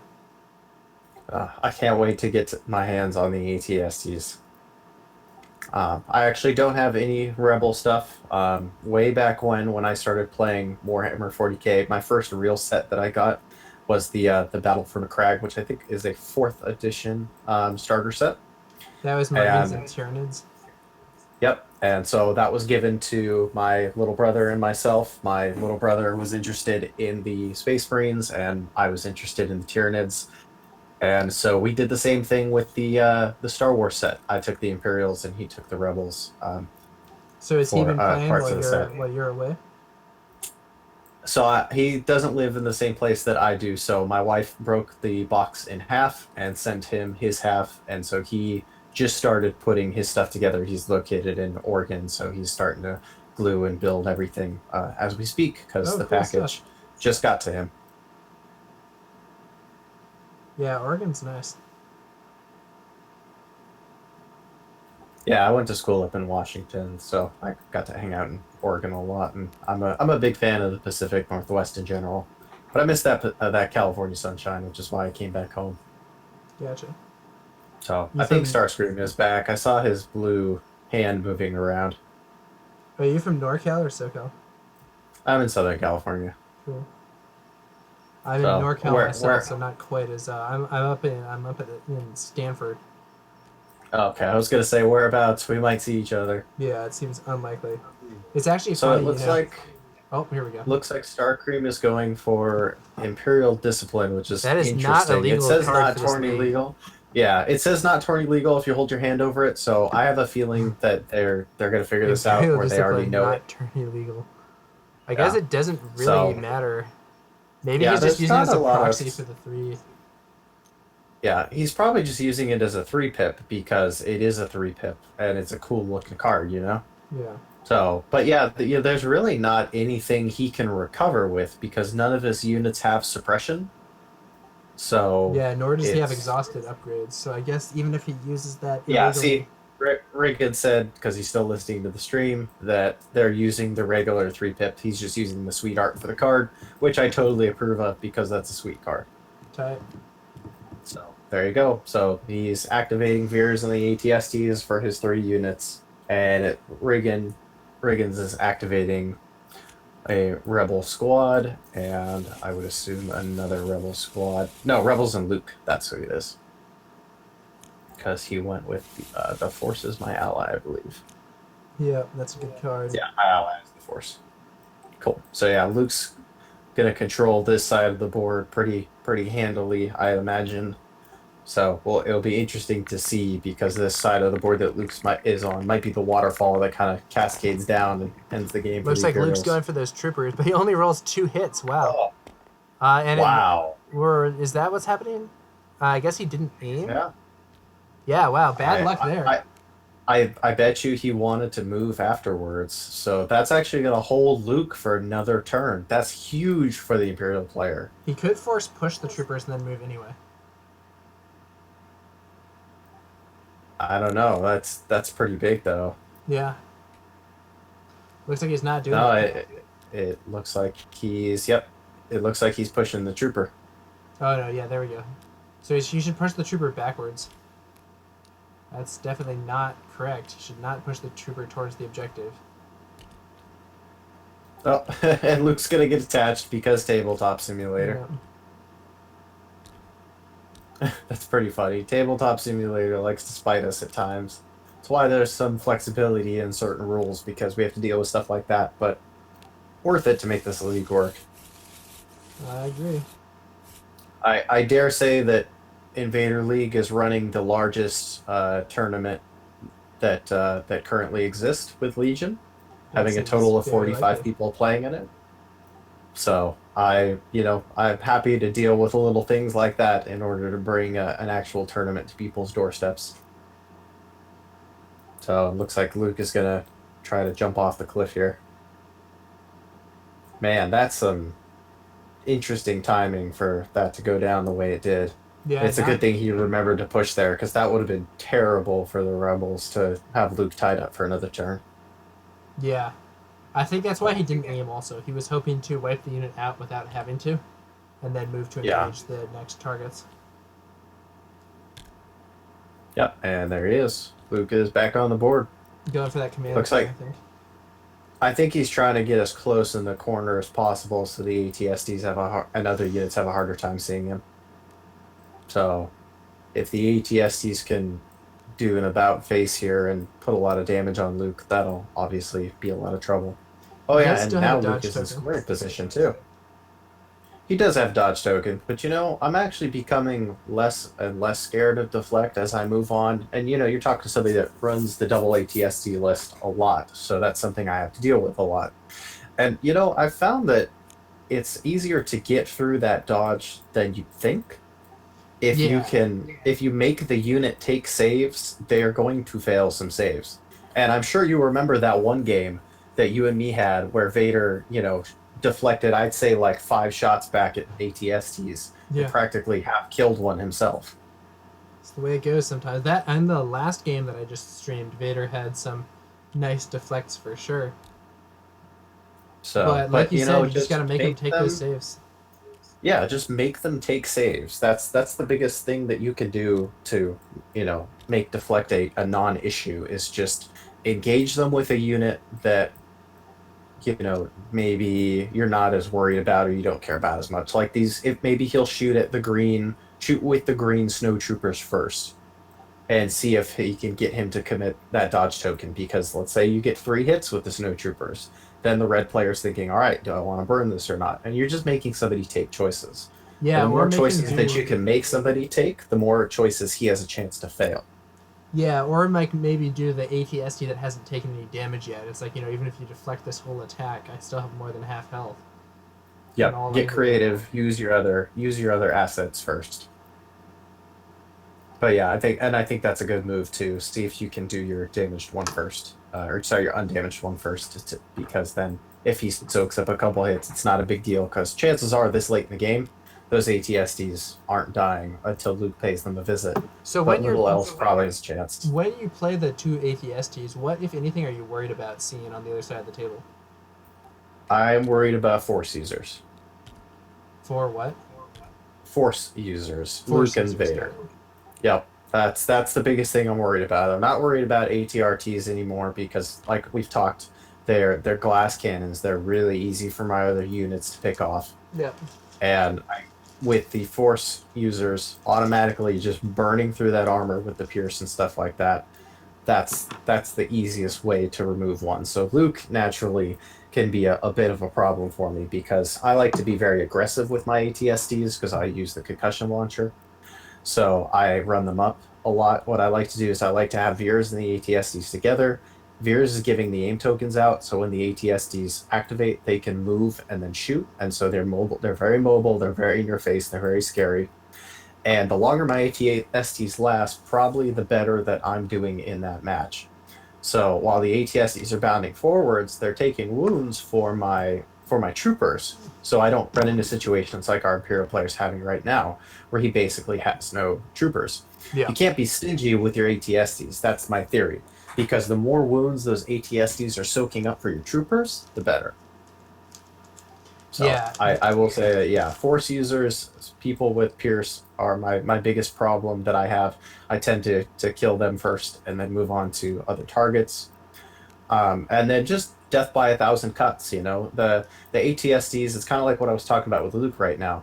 just put fire on them, Yeah. because the more chances you give them to fail saves, the more saves they're going to fail. And with a 5-up save, you're going to fail a lot of saves. That's just the nature of the beast. Yeah, I sometimes So even shoot at them with things that don't have impact. Just maybe get some crits. Like, yeah, just put the wounds on them, and if they, they'll fail saves. It's a 5-up save. They'll go down.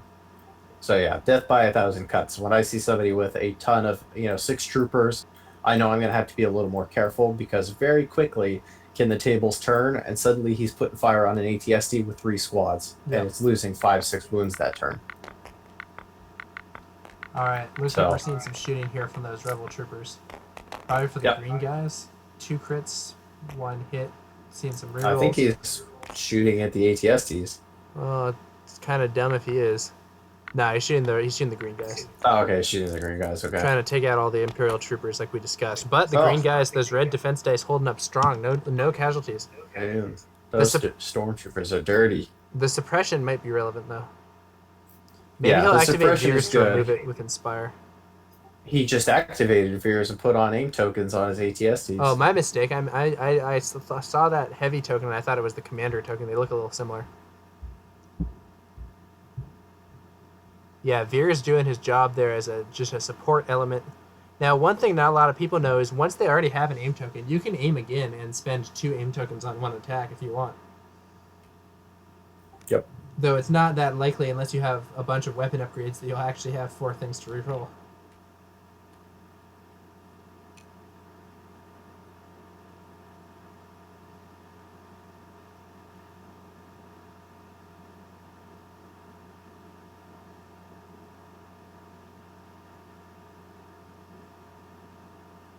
Looks like, well, here comes one of the big boys. So it looks like he may just be ignoring Luke with his ATSTs, and kind of trying to do the same thing we were encouraging the Rebel player to do. Just go kill some troopers. Luke is going to be Luke and going to go stab some things. So he might be trying to just almost ignore that side that Luke's on and just focus on the middle and the other far side, and just stop him from capturing objectives for those last couple turns. Yeah, I can see it, man. So, and you know what? With where the ATST is right now, if he actually didn't move at all and just aimed, and then shot at the rebel squad behind the bridge, he would get, he'd get the 2 aim tokens, which is pretty good. And that squad behind the bridge hasn't activated yet, so now you're suppressing it before it starts to do actions. There's all sorts of options that he could go with there. And, it's at the expense of firing something with cover 2. But then again, you're slinging 9 dice at it with 2 rerolls, so it's a pretty good chance you're going to get a lot of stuff through. Yeah. Oh, okay, we have a rotate here, so we'll see what happens. Which is an interesting rotate. Yeah, I think he's trying to get Luke, but maybe we'll get into some... I think they're kind of allowing wobbly model because, Yeah. it's a bit of a silly rule right now that you can't place things flat. So I bet you then he decided to go for Luke. Yeah. Try to stave off Doom. And maybe he'll fire the mortar at the squad behind that barricade, put some suppression on them. Yeah, you've got the 2 weapons, so why not? Yeah, here comes the mortar. Or no, here comes the main gun.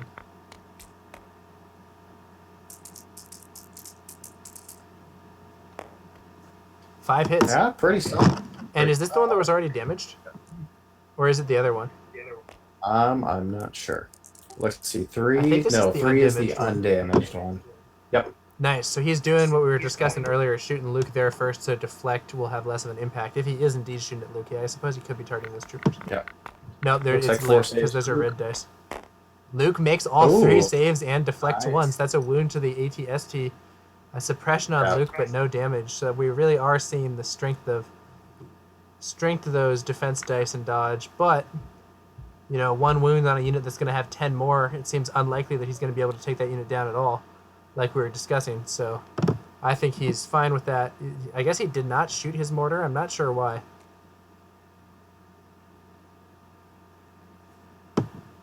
You should write a list of comments we have for the players, and we can talk to them afterwards. Little stuff like that, because if you're running a double ATST list, you better be using them right. Yeah, you might have the best comments for this player as someone who's experienced on the double ATSTs.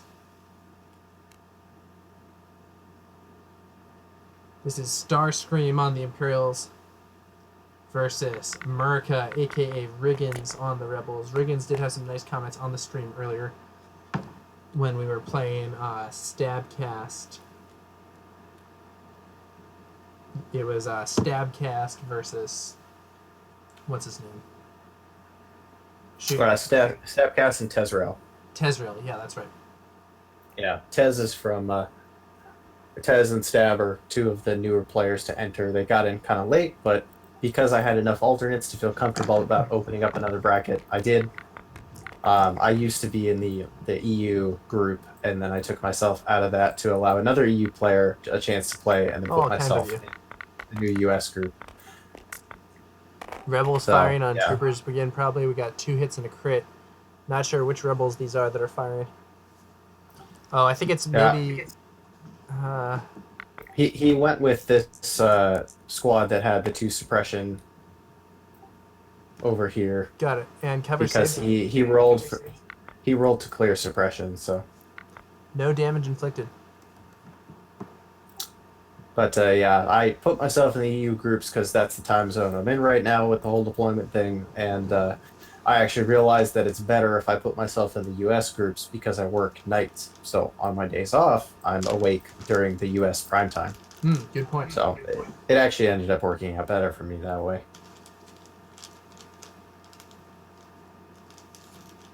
All right, we'll see what ATST number 2 does.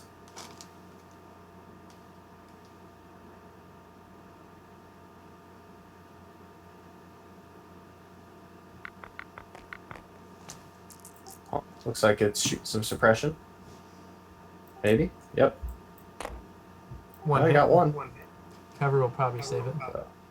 Yeah. But that'll it's be probably 2 suppression going for tokens. the bridge squad. So you mentioned that you used the concussion grenades. He went way far. He went like way on the hill squad. Oh yeah, over use there. the squad that hasn't been activated yet. In fact, they might panic. I don't think they're in range of Leia. Yeah. Riggins, if you hear this, make sure you put those suppression tokens on top of each other. Because when you press remove suppression at the end of the turn, it removes... Main gun only picking up 2 hits. If you don't stack it, it's not going to do you any favors. But that reroll is going to give it a crit as well. So 1 white die being rolled for somebody, not sure who. And they make it. Looks like that was on the bridge squad. Yep, he just went for troops. But yeah, if you hear this, Riggins, make sure you stack your suppression tokens, because when you click remove token at the end of the turn, it'll get rid of both of those suppression tokens, not just one of them. So, good thing is at least that, yeah, he has to activate it, so he probably would have gotten rid of one anyway, and it looks like he gets rid of both of them, so the whole thing is a moot point, because he cleared both suppression. Good job, Riggins. Nice roll.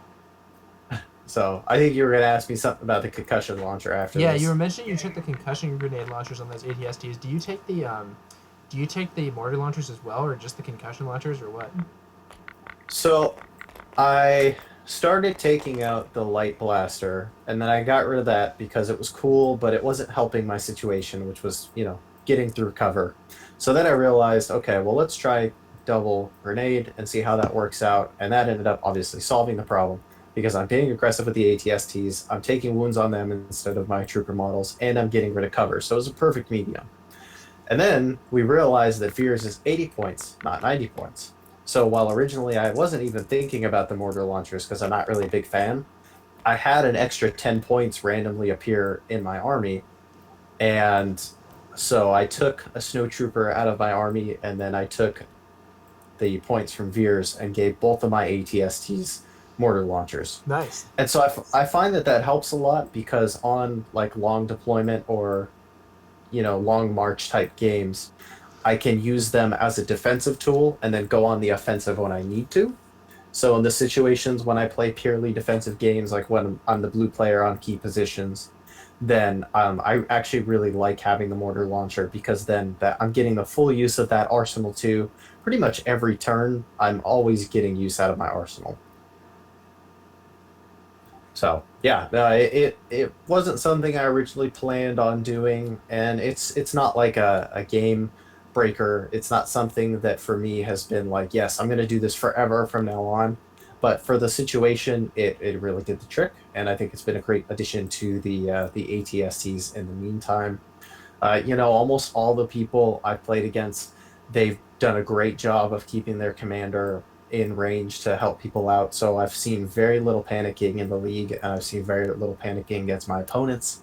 I think I've maybe had one opponent have a guy panic, and that was after I killed the leader, and it was like turn 5 or 6 of the game. So We could see some I panic have, here from those snowtroopers. They have now taken 2 suppression tokens, even though they're doing a good job rolling those saves.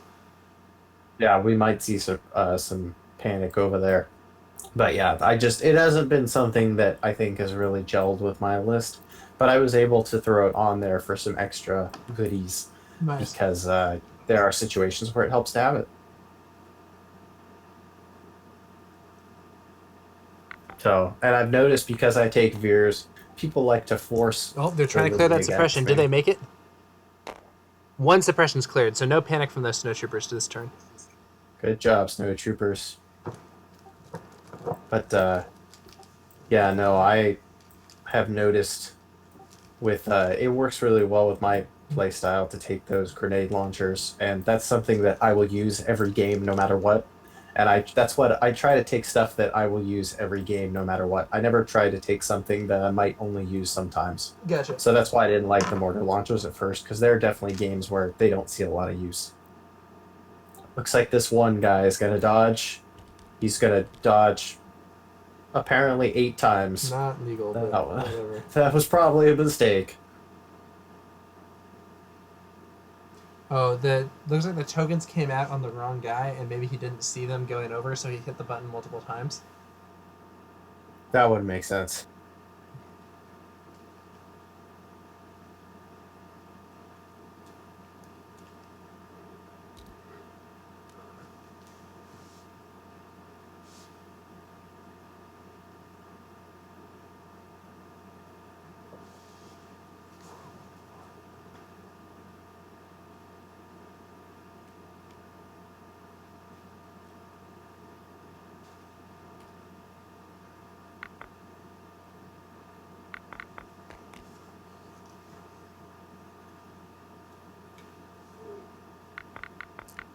Alright, so looks like we've got some rebels firing it to that last snowtrooper, I imagine.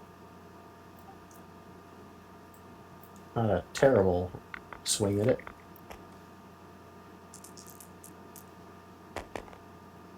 He's out. Yeah, it looks like he fails one, which is enough to kill him. And Alright, so yep, we're now down to 3 trooper units for the Imperial player, and they are all 3 men or less. And then, of course, Veers, but I'm just talking about the core units. yeah, and having taken down yeah. that last snowtrooper up there, it looks like those rebels are now going to move up. They don't really need that position anymore, given that the units that it was giving them cover against have been removed. So they're going to move up to put themselves on the objective and take cover behind the tree. Yep, I would imagine he did not aim. Again, this is my allies, the Force turn, so they already had the dodge token from Luke. Yep. So, yep, he just moved them up and saved his second action for that. So they now He have probably would have done that anyway. He's actually really safe on this side of the board because the ATSTs and Veers have already fired, so it's just the snowtroopers that are left over there. Yep. So the snowtroopers looks like don't clear their suppression. They still have 1. Oh, and that's going to hurt him because there's no way he's getting in range of that objective now. Well, I guess there's 2 Imperial Rebel units here. He maybe I don't know. Maybe 1 move gets in range of that, but I'm not sure. And then I think Leia did it. I guess the bridge troopers could move up and maybe, but they're suppressed. They would have to clear their suppression to have enough movement to get onto it. Yeah, honestly, I do think that the Rebel player has been making one big mistake for much of this game. He's playing way too passive with these guys. Yes, he is winning this shootout, but he's winning the shootout with the Imperials sitting on the objective. I think he needs to be pushing up these squads and contesting this, because the Imperials are going to definitely take this objective. And depending on what happens, it's conceivable they'll take this one as well, though I don't think they will.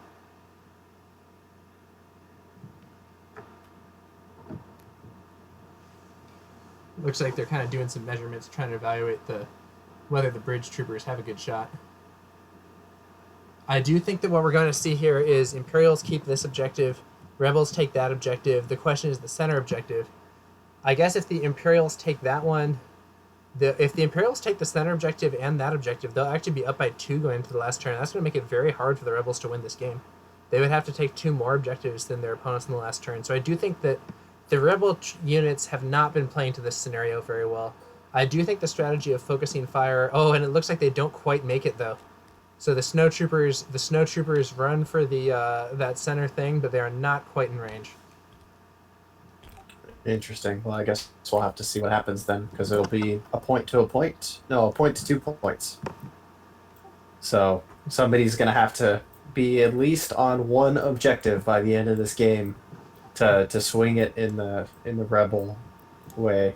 And I think that's what Riggins is doing. I bet you he's going to try to be very explosive with these units on this last turn and just get them move, or last two turns, and get them moving as far as he can. Yeah, I could see, for instance, Leia coming running out from behind that tree to go for the center objective. It's going to be difficult to remove her prior to that, since since Starscream retreated those snowtroopers last turn instead of trying to take the shots on Leia.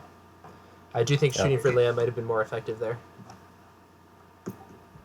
All right. Well, I think I'm going to let you go, King, because I got to take care of some stuff. But I'm happy I could help you cast for a couple turns. Hey, yeah, man, happy to have you on here, and I'll continue to commentate at the end, and then we'll post the video up once it's done. Sweet. Yeah. Let me know if you end up hanging out and streaming more games in the future, because Will do. I would love to again represent the TO side of the league with you. Yeah. So it looks like the snowtroopers fire on Luke. They score a crit, getting through his cover, but he saves it. Does give him one suppression, but that's about it. And what is this? Suppression clear for them? Fails. So. All right. Well, good luck. We'll see you later, man. So the bridge squad here, I think that's the last unit to activate from either side this turn. The bridge squad here can move up without risk of death, but looks like they're measuring ranges. Are they in range? Looks like they are likely, yes, just barely in range of those snowtroopers. But it's close. I think they're in range. I think they would be touching the edges of those bases. But it is close. We'll see how they deal with it.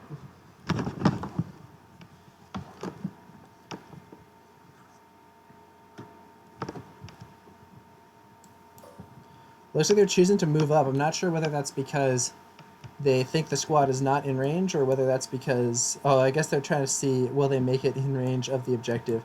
I'm not so sure they will, but... What?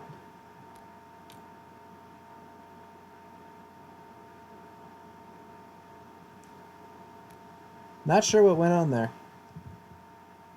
Not at all sure, quite frankly. It looks like they maybe didn't do anything. Little confused.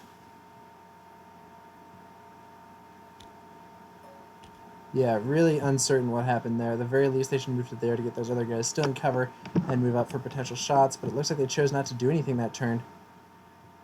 A range 2 move that... Oh, I guess they are in the water, so they can only do a range 1 move. Range 2 move that way might have honestly gotten the other objective.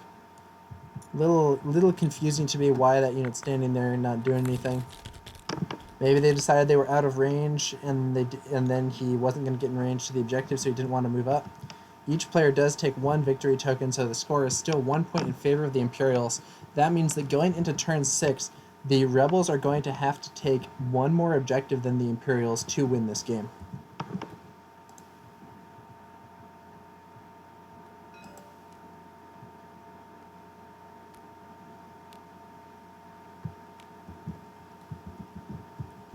Alright, so we see the Return of the Jedi versus Push. Push is going to go first with 2, and we see an activation on each of the ATSTs, somewhat unsurprisingly. Return of the Jedi activates Luke and 2 trooper units. Probably the 2 trooper units that are, or 2 other units, probably the 2 trooper units that are in range of Luke. And Luke gets a free dodge token, which will be nice, and he'll clear some suppression when he activates.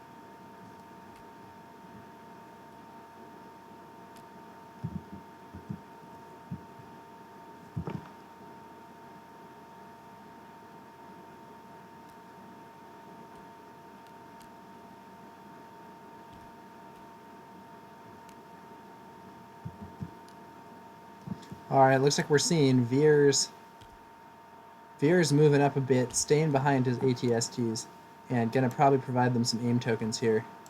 He is in position to maybe make a run for one of these objectives on the last turn, which will be next turn. He keeps one aim token for himself. Maybe he wasn't in range? Oh no, it's just they haven't placed it yet. So there's the aim token on the other ATST. Let's see what happens next.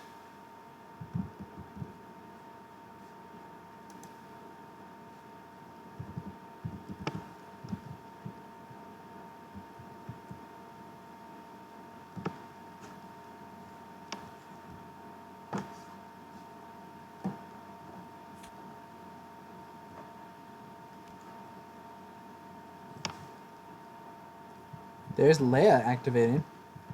Maybe she'll give out some dodge tokens. I don't think she wants to make a run for the objective just yet. It's a little risky. So she is... Oh, she's going for it. I don't think that's wise, Leia. I would have saved her to run out onto on the last turn. But she's making her move for the objective. This is turn 5, though. The objectives are not going to be checked this turn. She moves up. Maybe she's going to try to just shoot those stormtroopers. Yep, shooting the snowtroopers. 3 black dice. She has surges to crits. 1 hit. So that will be 1 snowtrooper killed since she ignores cover and has Pierce 1. And that will be a suppression on the snowtroopers as well. But I don't think that was worth it. I would have conserved Leia for longer. It's going to create morale trouble. If she gets killed, which seems extremely likely, it'll create morale troubles for the squads on the right flank. And I think she was in a safe spot. I would have just moved her a slight amount. Maybe just give dodges to these squads. And then those squads can be the ones that are moving up. I want to save Leia for later. But it's not what we see here. So, a trooper squad is activating for the Imperials.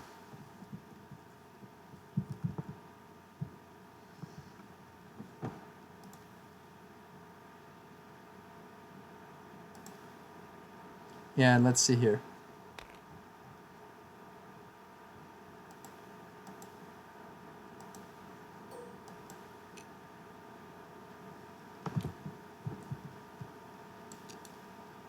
Moving up.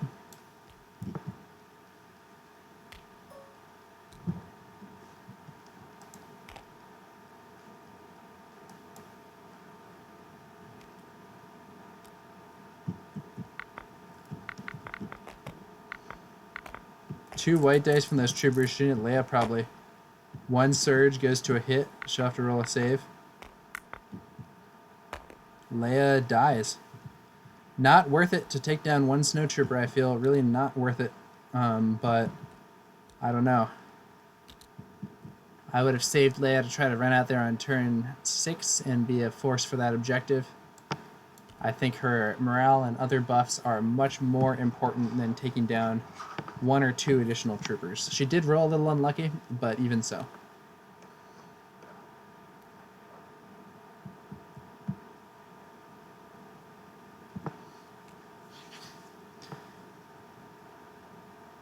Rebel troopers activating here. They're going to be shooting.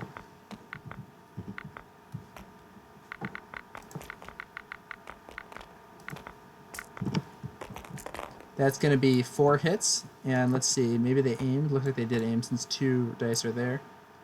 That's going to be 5 hits and a crit. Nice, 6 hits. I assume they're shooting those snowtroopers. Snowtroopers have to roll 4 saves for 3 guys. If they roll bad enough, they could wipe. Nope, only 1 down. See, this is just, I think, kind of a strange game. I don't know why he's playing this attrition game instead of getting his own guys on the objectives. I don't think it's that worth it. Yes, he's winning the shootout, but no, he doesn't have the objective, and that's what really counts.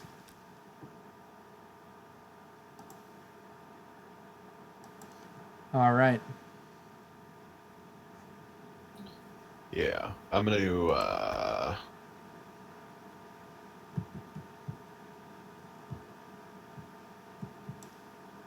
activate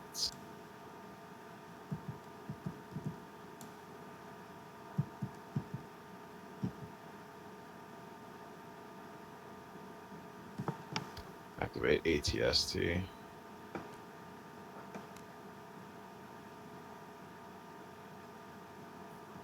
How does it work? If I move him backwards, he will run over does it Veers. displace Veers? How does that Yeah. work? Does he get displaced? I place him anywhere within range. Okay, anywhere within range 1 of the ATST. of where he was. Looks like the ATST Gotcha. is getting activated. They're maybe thinking about some potential moves here. I'm gonna check range on this guy real He's quick. checking some ranges. So this ATST does have range to various rebel units.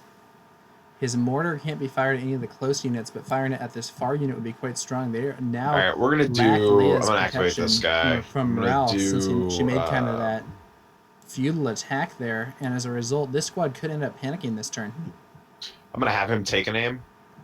Okay. So I'll have two. He takes another aim token, 2 aims on that ATST, and let's see if he can dish out some Mortar major attack damage. on these guys back here. Yep, looks Okay. like the mortar is indeed going for those guys now bereft Main of gun Leia's attack protection. on these guys right And here. main gun at Okay. the squad here behind the I'm gonna woods. do the main gun first. ATST is really doing some damage here. The rebel forces are not necessarily doing so hot. Here comes some dice. That's going to be 1 hit, 1 crit. Not a great roll. I'll go ahead and use He one does of my have 2 aim tokens. to He'll use reroll the these first two. aim token Okay. to reroll the black dice. Nothing. Do you want to spend another one of your aim tokens? I do not. All right, only one. Okay, so hit- just one. Only one will get through that cover, so just 1 save for those rebel troopers. Not, I think, what he was hoping for, but it Nope. does take down 1 trooper, so it's just the squad leader and the heavy weapon left for rebel trooper squad there. Okay. And they take a suppression. And Yep. they take a suppression. And then mortar gun attack on those Mortar guys with an in the aim token woods of its over own there. to support against Okay. that squad. Let's see what it can do with 3 white dice. Tabletop simulator hangs in the air.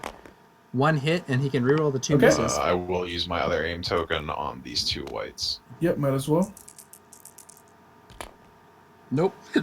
So the they one don't hit roll saved by defense cover. dice, but they suffer 2. So. But the 2 suppression might lead to that squad panicking there. Okay, you know what? Now's the time. I'm going to activate Luke. So that squad over there. You know what? Do I want to? Nah, I think I'm just going to draw, actually. So I can do Bridge Squad.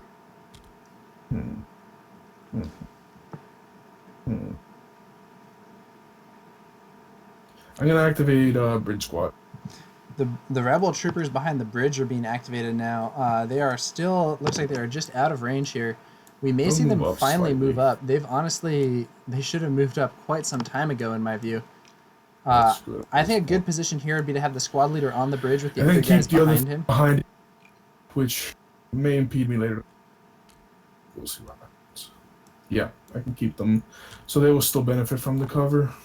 Yeah, so it looks like the squad leader's No, guys are hiding that'd behind be the bridge while he himself moves up. That will give the unit cover. And they will shoot at your snow troop. And they're going to shoot They for the won't 2 success snow troopers stands. They will on shoot at the snow other troopers. bridge.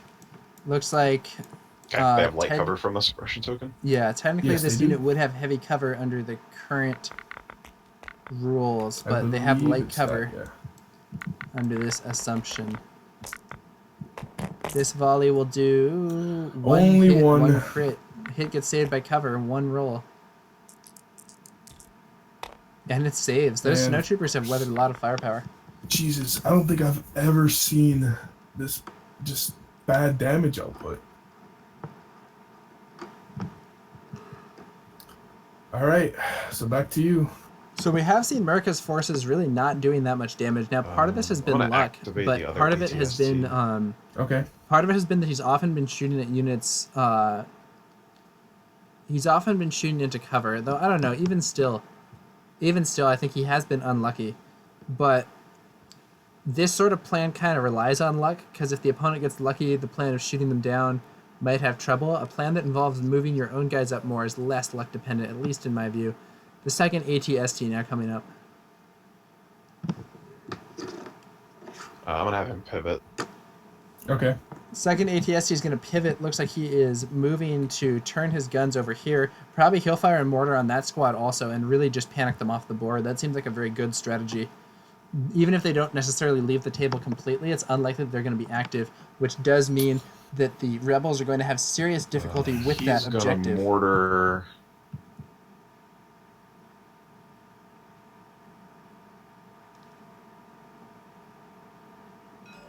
Yep, there's the those mortar guys. attack on them, and the main gun probably against... main gun. Main on gun these against guys. the squad in Okay. the woods. So if he can kill even one guy, the heavy weapon will fall. The wood I'll do squad does main have gun cover too. first. Main gun coming out first against them. He does still have the aim token from Veers.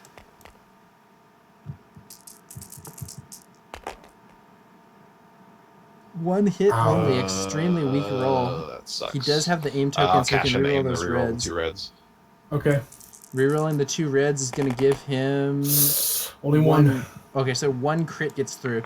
So there's 1 white defense Come on. die for the squad, and it Yes. passes. Wow, those guys are really getting lucky. Oof. So 2 ATSTs fired their main gun So- on the Then squad and only mortar killed attack 1 on guy. that guys in the Yeah, woods. Mortar firing on the guys in the woods, though, that's probably going to send them off, send them panicking this turn. Mortar strike misses Nothing, so just completely. flash. Wow, only 1 suppression, but 3 suppression is still easily enough to make them Okay, make them I'll panic. They have to clear activate- 2 to avoid panicking. Who's left? They have to a 1 in draw? 3 If I- shot to if I clear draw, each, so who that's do I not exactly activate? looking great for those guys. I don't think there. Oh, Oh, yeah, the suppressed squad, the super suppressed squad. Yeah. Do I do it? Yeah, I'll do it. So they need to clear. They need to. Probably not gonna happen. Oh my! Oh, wow. I'll take it. I will 100%. Wow, the unit does take clear that. 2 Jesus. suppression there. 2 Okay, suppression boys. cleared, only you guys 1 really want suppression the on the rebellion to squad. win. They're going to be active, Let's see. so they could shoot at them. No drop box. I really do feel that moving up might be a stronger hmm. option at this phase, but maybe they're thinking they can clear that unit So off then, completely. I think the correct. thing There to is still do the 1 here stormtrooper leader hiding behind there, so even if the rebels get 1 unit on that point, is interesting. they will not take it unless they. To just fucking book it. Yeah, they're moving the other way. I'm not sure this is so good. I don't think they're moving the right way. We'll see what happens here. Looks like they're intensifying the pressure on the center. Maybe Gonna the rebel just plan. it. Maybe it looks like the rebel plan is this. The rebel plan is to take they're booking the it over center there. objective and the left objective next turn. Let the Imperials have the right objective. All right, Because back the to you. objectives are worth double on the last point, the rebels will gain 4 points, the Imperials will gain 2 points, and the rebels will win the game by 1 point. I bet that's the rebel plan here. I'm not sure how good it is. I think that some more pressure from these units on this side could have actually put this into rebel hands. The rebel Probably wanna forces just are activate clearly your one superior man here, and but give they've him that been dot. hanging back for too long in my view. Because he will be what wins you that objective. This 1 stormtrooper Fucking sergeant Jimmy. hanging out for the objective.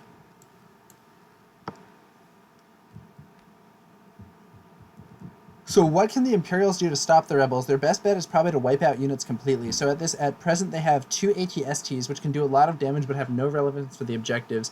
In terms of units that they could put on the objectives, these snowtroopers can probably get in.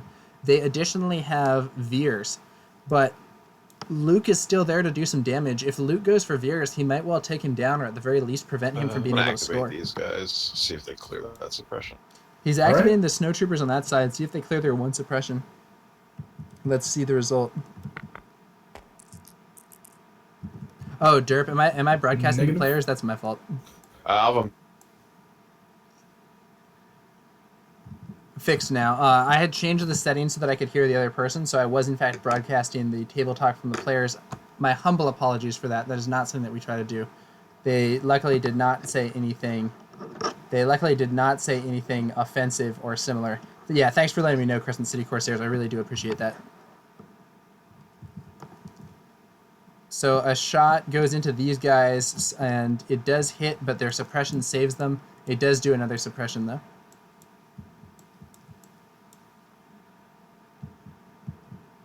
Luke is now activated once the Imperial attack has kind of petered out. His Return of the Jedi card removes 1 suppression from each friendly trooper unit within range 1 to 3, including Luke himself. He's now going in. My humble apologies, Crescent City Corsairs. My humble apologies. I did not mean to do that. I try to keep the stream family friendly. We might I might have to mention that to the players and apologize to them for broadcasting their talk. It's not their fault, though. I had told them they would not be broadcasted. Let's see here.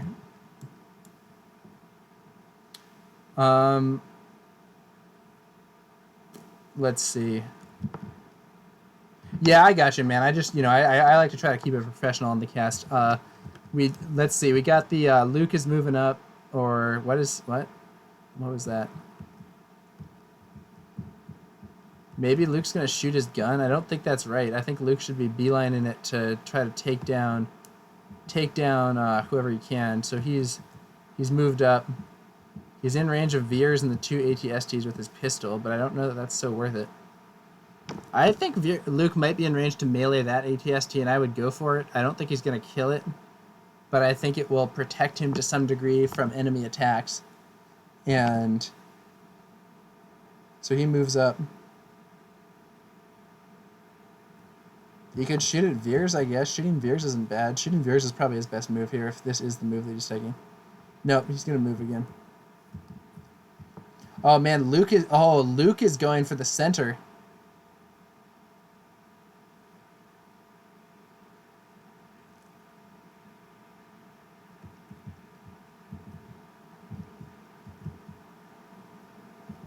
No, he doesn't.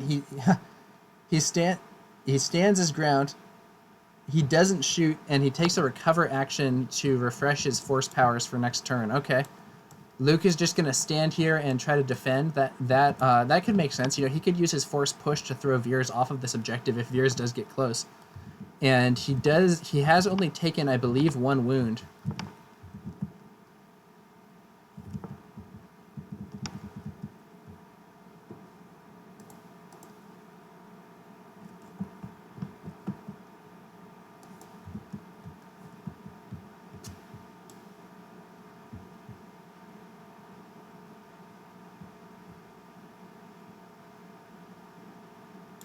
So the squad behind the tree activates and maneuvers a little bit. I think at this point it's best to probably take some pot shots at Veers. I guess they can barely see anything. They've chosen to just not do anything. Okay. So then this other squad rolls for their 1 suppression. If they can clear it, they might be able to move up and shoot at the snowtroopers. Oh, actually they can just shoot the snowtroopers either way. They don't clear the suppression, but probably they're just going to shoot. Snowtroopers do have cover. 1 black, 6 whites. If they can take down these snowtroopers, the rebels are actually in a pretty good spot, despite having taken very heavy losses. 2 hits on the snowtroopers. Not going to be enough, because they do have the hard cover. That is 1 more suppression on those snowtroopers, though. They now have 3. All right, final turn. The final battle.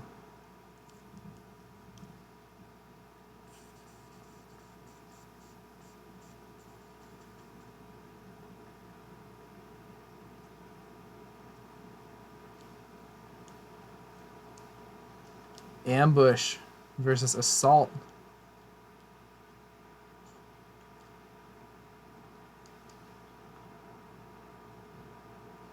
So the Imperials have the ambush that activates only 1 unit, but that they get priority. The Rebels get to activate 3 units. Or they get to give orders to 3 units, but only Luke is the one that really matters. So we're gonna see Luke getting an order from the Rebels, as well as I suppose the 2 troopers on the left side, and the Imperials. I don't know. I think you probably want to go for the ATST as their 1 ambush unit, though it's tough to say. They go with Veers.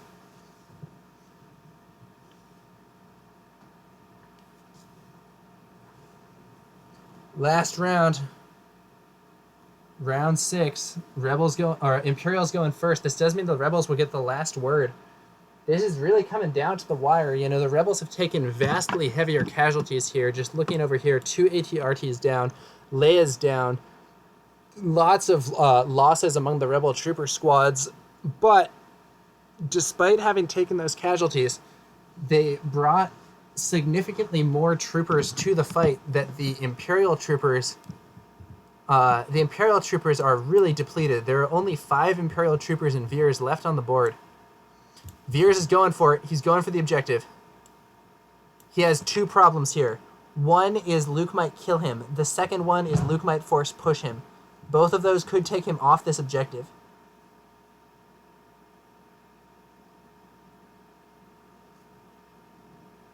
Here comes Veers.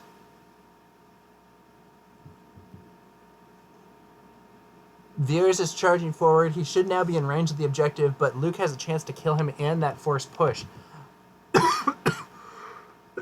I'm not sure this is going to be worth it.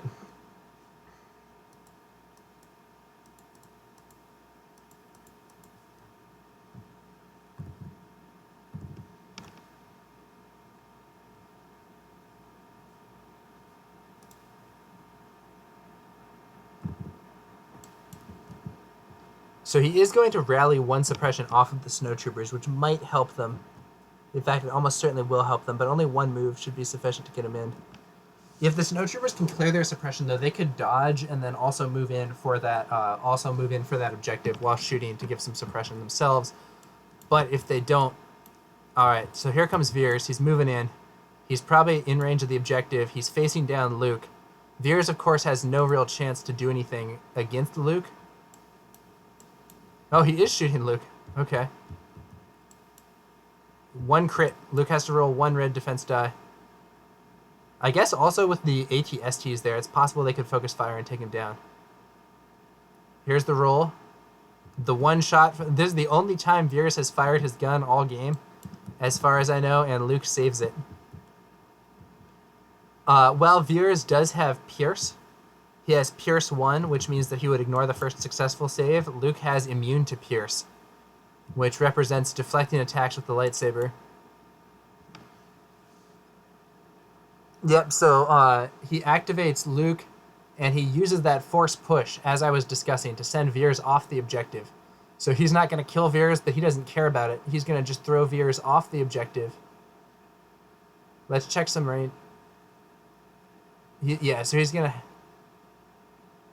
Yeah, so he's going to run Veers back. Force push knocks Veers backwards and off the objective. That left objective is now firmly in the hands of the Rebellion. And then Luke has two actions. His best move is probably to move to here and fire his pistol at the snowtroopers. Yeah, if he can move so that he's still in range of the objective, and then also fire his pistol.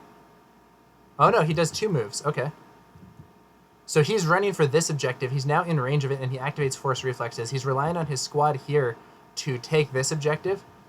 But with him there, oh man, it's going to be tough for the Imperials here. Those green snowtroopers have to survive on the objective, and he has to prevent any other rebel unit from getting on there. But he does actually have a shot at killing Luke. Those two ATSTs are there. They might be able to blast Luke off the objective or suppress the other troopers enough that they won't be able to make it in. But I believe the bridge squad, unless they wipe completely or panic, can take one move and get on the objective. So this is really looking like the rebels might pull it out after suffering greatly early on in the game. The 2 points per objective instead of 1 at the end might be what they need in order to capture that point. What do we see here? Those two snowtroopers. Oh no, maybe the solo operative will activate.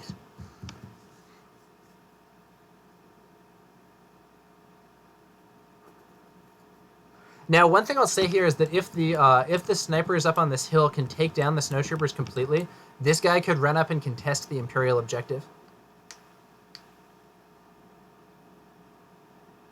Alright, so those snowtroopers are not in range to fire at that squad. They did fire that squad last turn, which I guess was maybe an illegal move. But they can move and shoot, so like, who cares? They can just still move and shoot. In fact, they can move, aim, and shoot because they have steady, a very strong ability.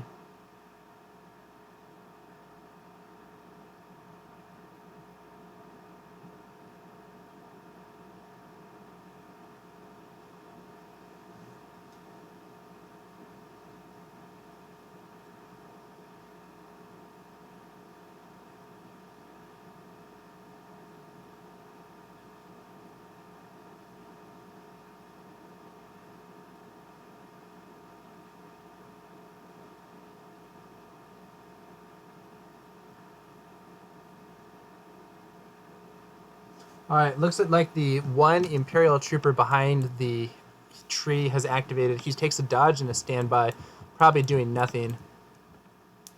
The squad here with one suppression will activate. Let's see if the rebels can clear it.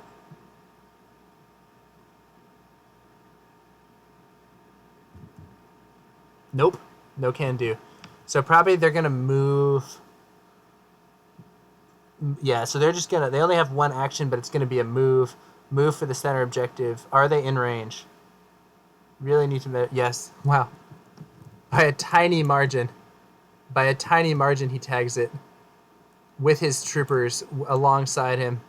Going in, and now they have 2 guys on the objective. Even if those snow troopers leave... even if those snow troopers survive against the firepower from this bridge squad, the rebels will take this objective unless Luke can be killed, and even if Luke is killed, the rebels will tie the objective.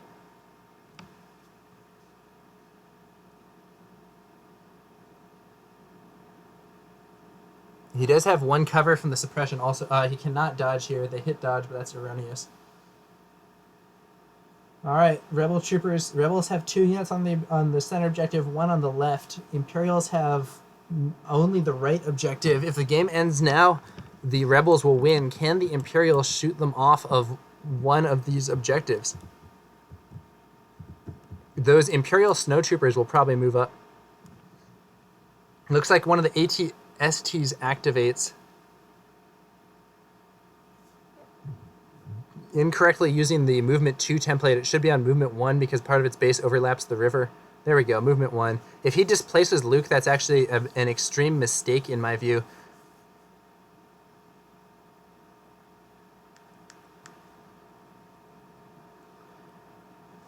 If you displace a unit with a vehicle, the player who did not control the moving vehicle is the one who gets to choose their new placement.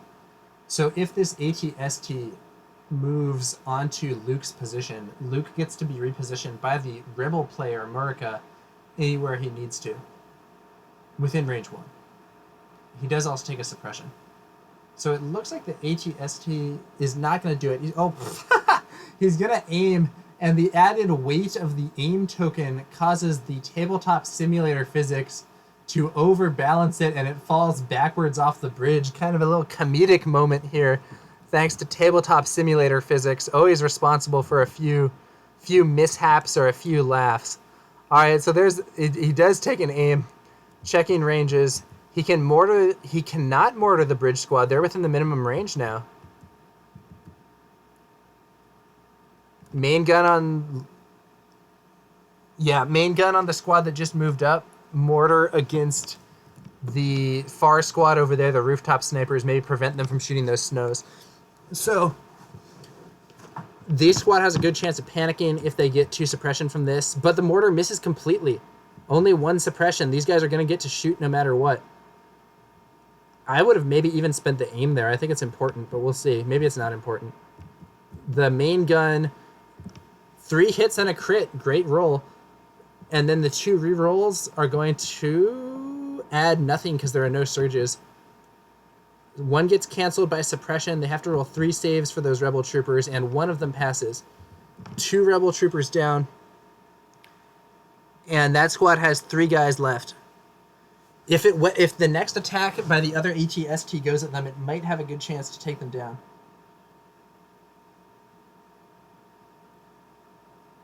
Alright, so that rebel trooper squad just has this guy, this guy, and this guy. The other trooper squad has this guy and these 3. This is one of those situations where tinting your unit's bases might have come in handy just to make it a little more distinct which unit was which.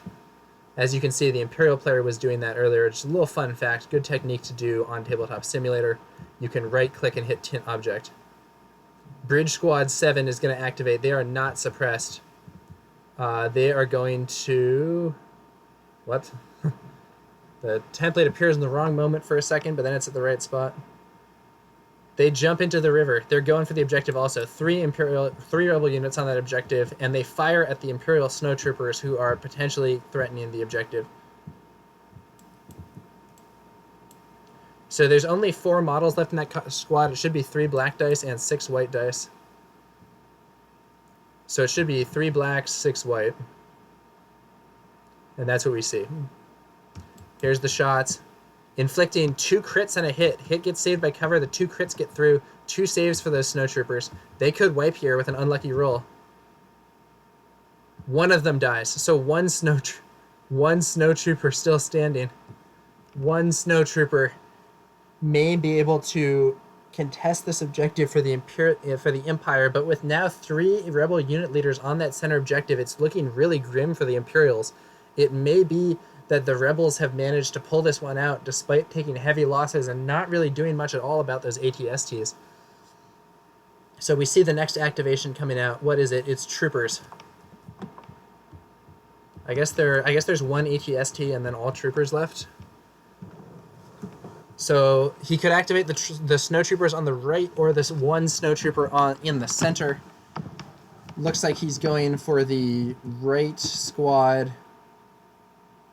So they should probably shoot at these guys to make them try to panic and move on to the objective at the same time, since they can do both. And that will lock down this objective on this side. There was some risk that the rebel troopers would move here, climb down the cliff, and be in range. But if these guys are in range as well as the stormtrooper hiding behind the tree, then it will not be possible for the rebels to get enough units in range here to take this objective, basically no matter what.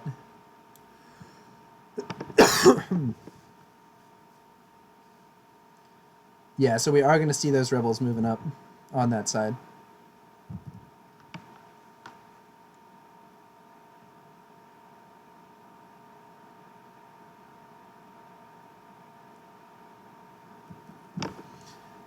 So the snowtroopers moving up here. And I have to say, these small Imperial units have done a great job holding off against a more powerful rebel attack on this flank.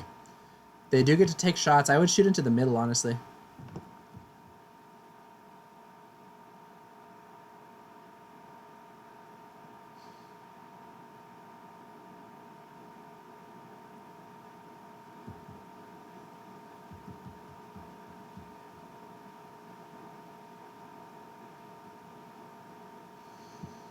Unit 9. Rebel Unit 9 here with 3 guys left. Rebel Unit 1 here with 4 guys left. Neither of them going to get taken down.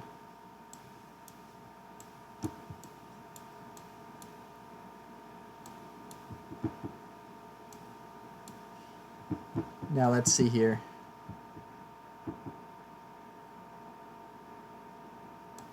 This Unit 9 should also have 2 suppressions at this point, which would be relevant in that it would give it cover from these shots. Alright, so he's shooting at Unit 9, which I think is wrong because that unit has cover and the other one doesn't. But they don't seem to realize it has a suppression at this point, and they miss anyway, so it's a moot point. Rebels just have 3 trooper units left. Rebels activate the right side troopers, which have no relevance to the game at present. See if they clear their 1 suppression. They don't.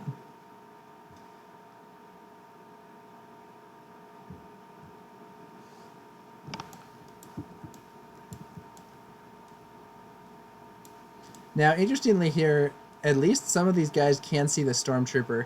So what they should really be doing is have the Z6 who can see the snowtrooper, they can see his head there, shoot the stormtrooper, and then have the 5 normal dice all shoot the snowtroopers, and if you roll really lucky, you'll kill both of them and they won't have that objective. But it looks like he's instead just shooting all his guns into the snowtroopers, and maybe he'll wipe them out. Moral victory. 3 hits. Alright, he's got 3 hits. Let's see if the snowtroopers live. They have to roll 3 red defense dice. There's 2 of them left, I think. They're gone. So, you know, that 1 stormtrooper leader behind there is going to continue to prevent the objective, or to keep the objective in the hands of the Imperials, but there is a bit of a moral victory for the rebels by finally clearing out those snowtroopers that had absorbed so much firepower. But in addition to the moral victory over there, we might be seeing an actual victory for the game, because I don't know that the Imperials are going to be able to clear this central objective.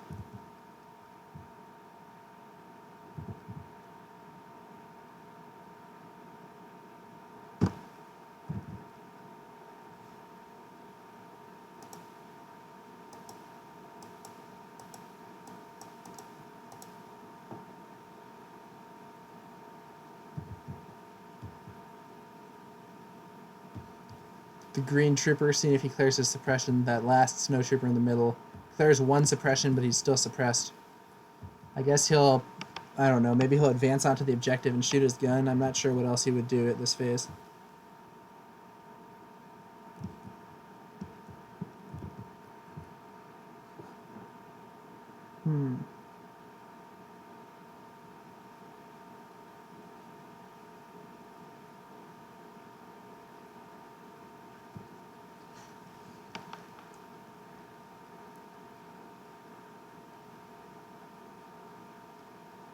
Let's see here.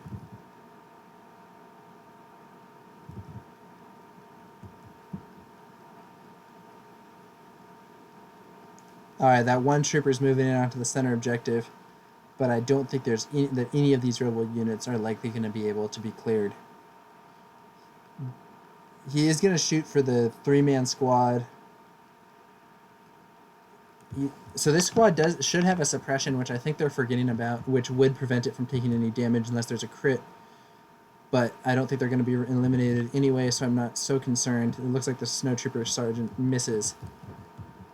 I do think that's rather the game than the ATST can at most kill one of these units, and the rebels have sufficient units to... So the ATST could, I suppose, turn and shoot at these guys. These guys should move up so that they're on the left, not to the center. They should move to the left objective to guarantee it in case these guys wipe. But looking at it, I don't think the ATST can actually see every model in that squad anyway, so I don't think that's a big risk. These guys are moving up. Why are they moving up twice? So this is wrong in my opinion. They should move on to there in case there's some way that this squad gets wiped, but I don't think it matters. I think this game is over, and the rebels have taken it with 2-1, but we'll see what happens. ATST going to reverse. Yeah, ATST is going to back off. Oh, man. So the ATST is going to reverse like this. If it can reverse into a position where it can see all 3 of the rebel troopers and can kill all 3 of them, then the Imperials will only get... The rebels will only get the center objective. The Imperials will get their objective. And the end result will be a win for the Empire. Can they do it? This is the last activation of the game, I believe. Those guys technically have not activated yet. They should have... So this last move here was just a mistake. That unit should have gone here to guarantee the win for the Rebellion, as at that point there is no chance that the Walker can kill 2 different units since its mortar is likely within its minimum range. But it looks like... Yeah, it looks like he cannot see that one guy behind the tree anywhere. So he will not be able to kill the whole squad. Yeah, so he will not be able to kill that whole squad no matter what. It will not matter. He can only see these 2. He can only kill those 2. That means that the 3rd model back here, the Z6 trooper that I have here, will be unable to be hit. And that means that no matter what happens here, they will not go down. And that means the game will be for the Rebellion. But let's at least see what damage he can do, if any, to the squad. Only 1 crit. So he was unable to kill... He does kill 1 guy, but that's going to be it. And this squad will stand their ground. That's going to be the game. Impressive comeback here from Merca, aka Riggins. You know, he realized early on he wasn't going to be able to take down those ATSTs. He focused fire on the Imperial troopers. While I do think he was a bit too tentative on this right flank. Yeah, well, I do think he was a little too tentative on this right flank. He did manage to go in here. He picks up and throws his guys on this side. But it is going to be the win. It is going to be the win for Merca. He takes this one and this one. The Imperials take that one. Because the objectives are worth 2 points at the end, the final score will be 5 for the Imperium or 5 for the Rebels versus 4 for the Imperium. That's a win for the Rebellion. Congratulations to Riggins in a nice comeback for this game. So that was not necessarily what we expected, but he did manage to pull it out, abandoning all hopes of killing the ATST and focusing down the Imperial troopers proved to be a winning strategy. And this game is actually this game is actually a good demonstration of an important aspect of Star Wars Legion, and that is that troopers really matter for scoring objectives. So the Imperials killed more points of stuff. I'm pretty sure. The Imperials had their biggest, best units totally untouched at the end of the game. Or, no, not totally untouched. They had them with a few wounds, not even halfway there. But it did not matter, because despite all that damage that the Imperials did, despite all the ATRTs dying and a lot of Rebel troopers getting killed, the Rebels were the ones that had troopers on the objectives at the end of the game. And when you get right down to it, it is an objective game, and that's how you win. You know, if this game went for infinity turns and it was just a wipeout, the ATSTs would have, I think, killed the entire Rebel army. But that was just not the way that it went. The Rebels focused down the Imperial troopers, and as a result, they were able to take the win on objectives. So that was a good performance from the Rebellion, and that's going to do it for this broadcast. Thanks to you guys for watching, and I will be back later with more of this as well as more L5R content. All right. Also, thanks again to TalkPolite for organizing this and for coming on to co-cast. And I am check out the Discord League. I posted a link to it on the chat earlier, and I'm going to put that up in the channel description as well. Thanks for watching, guys. I will see you all later.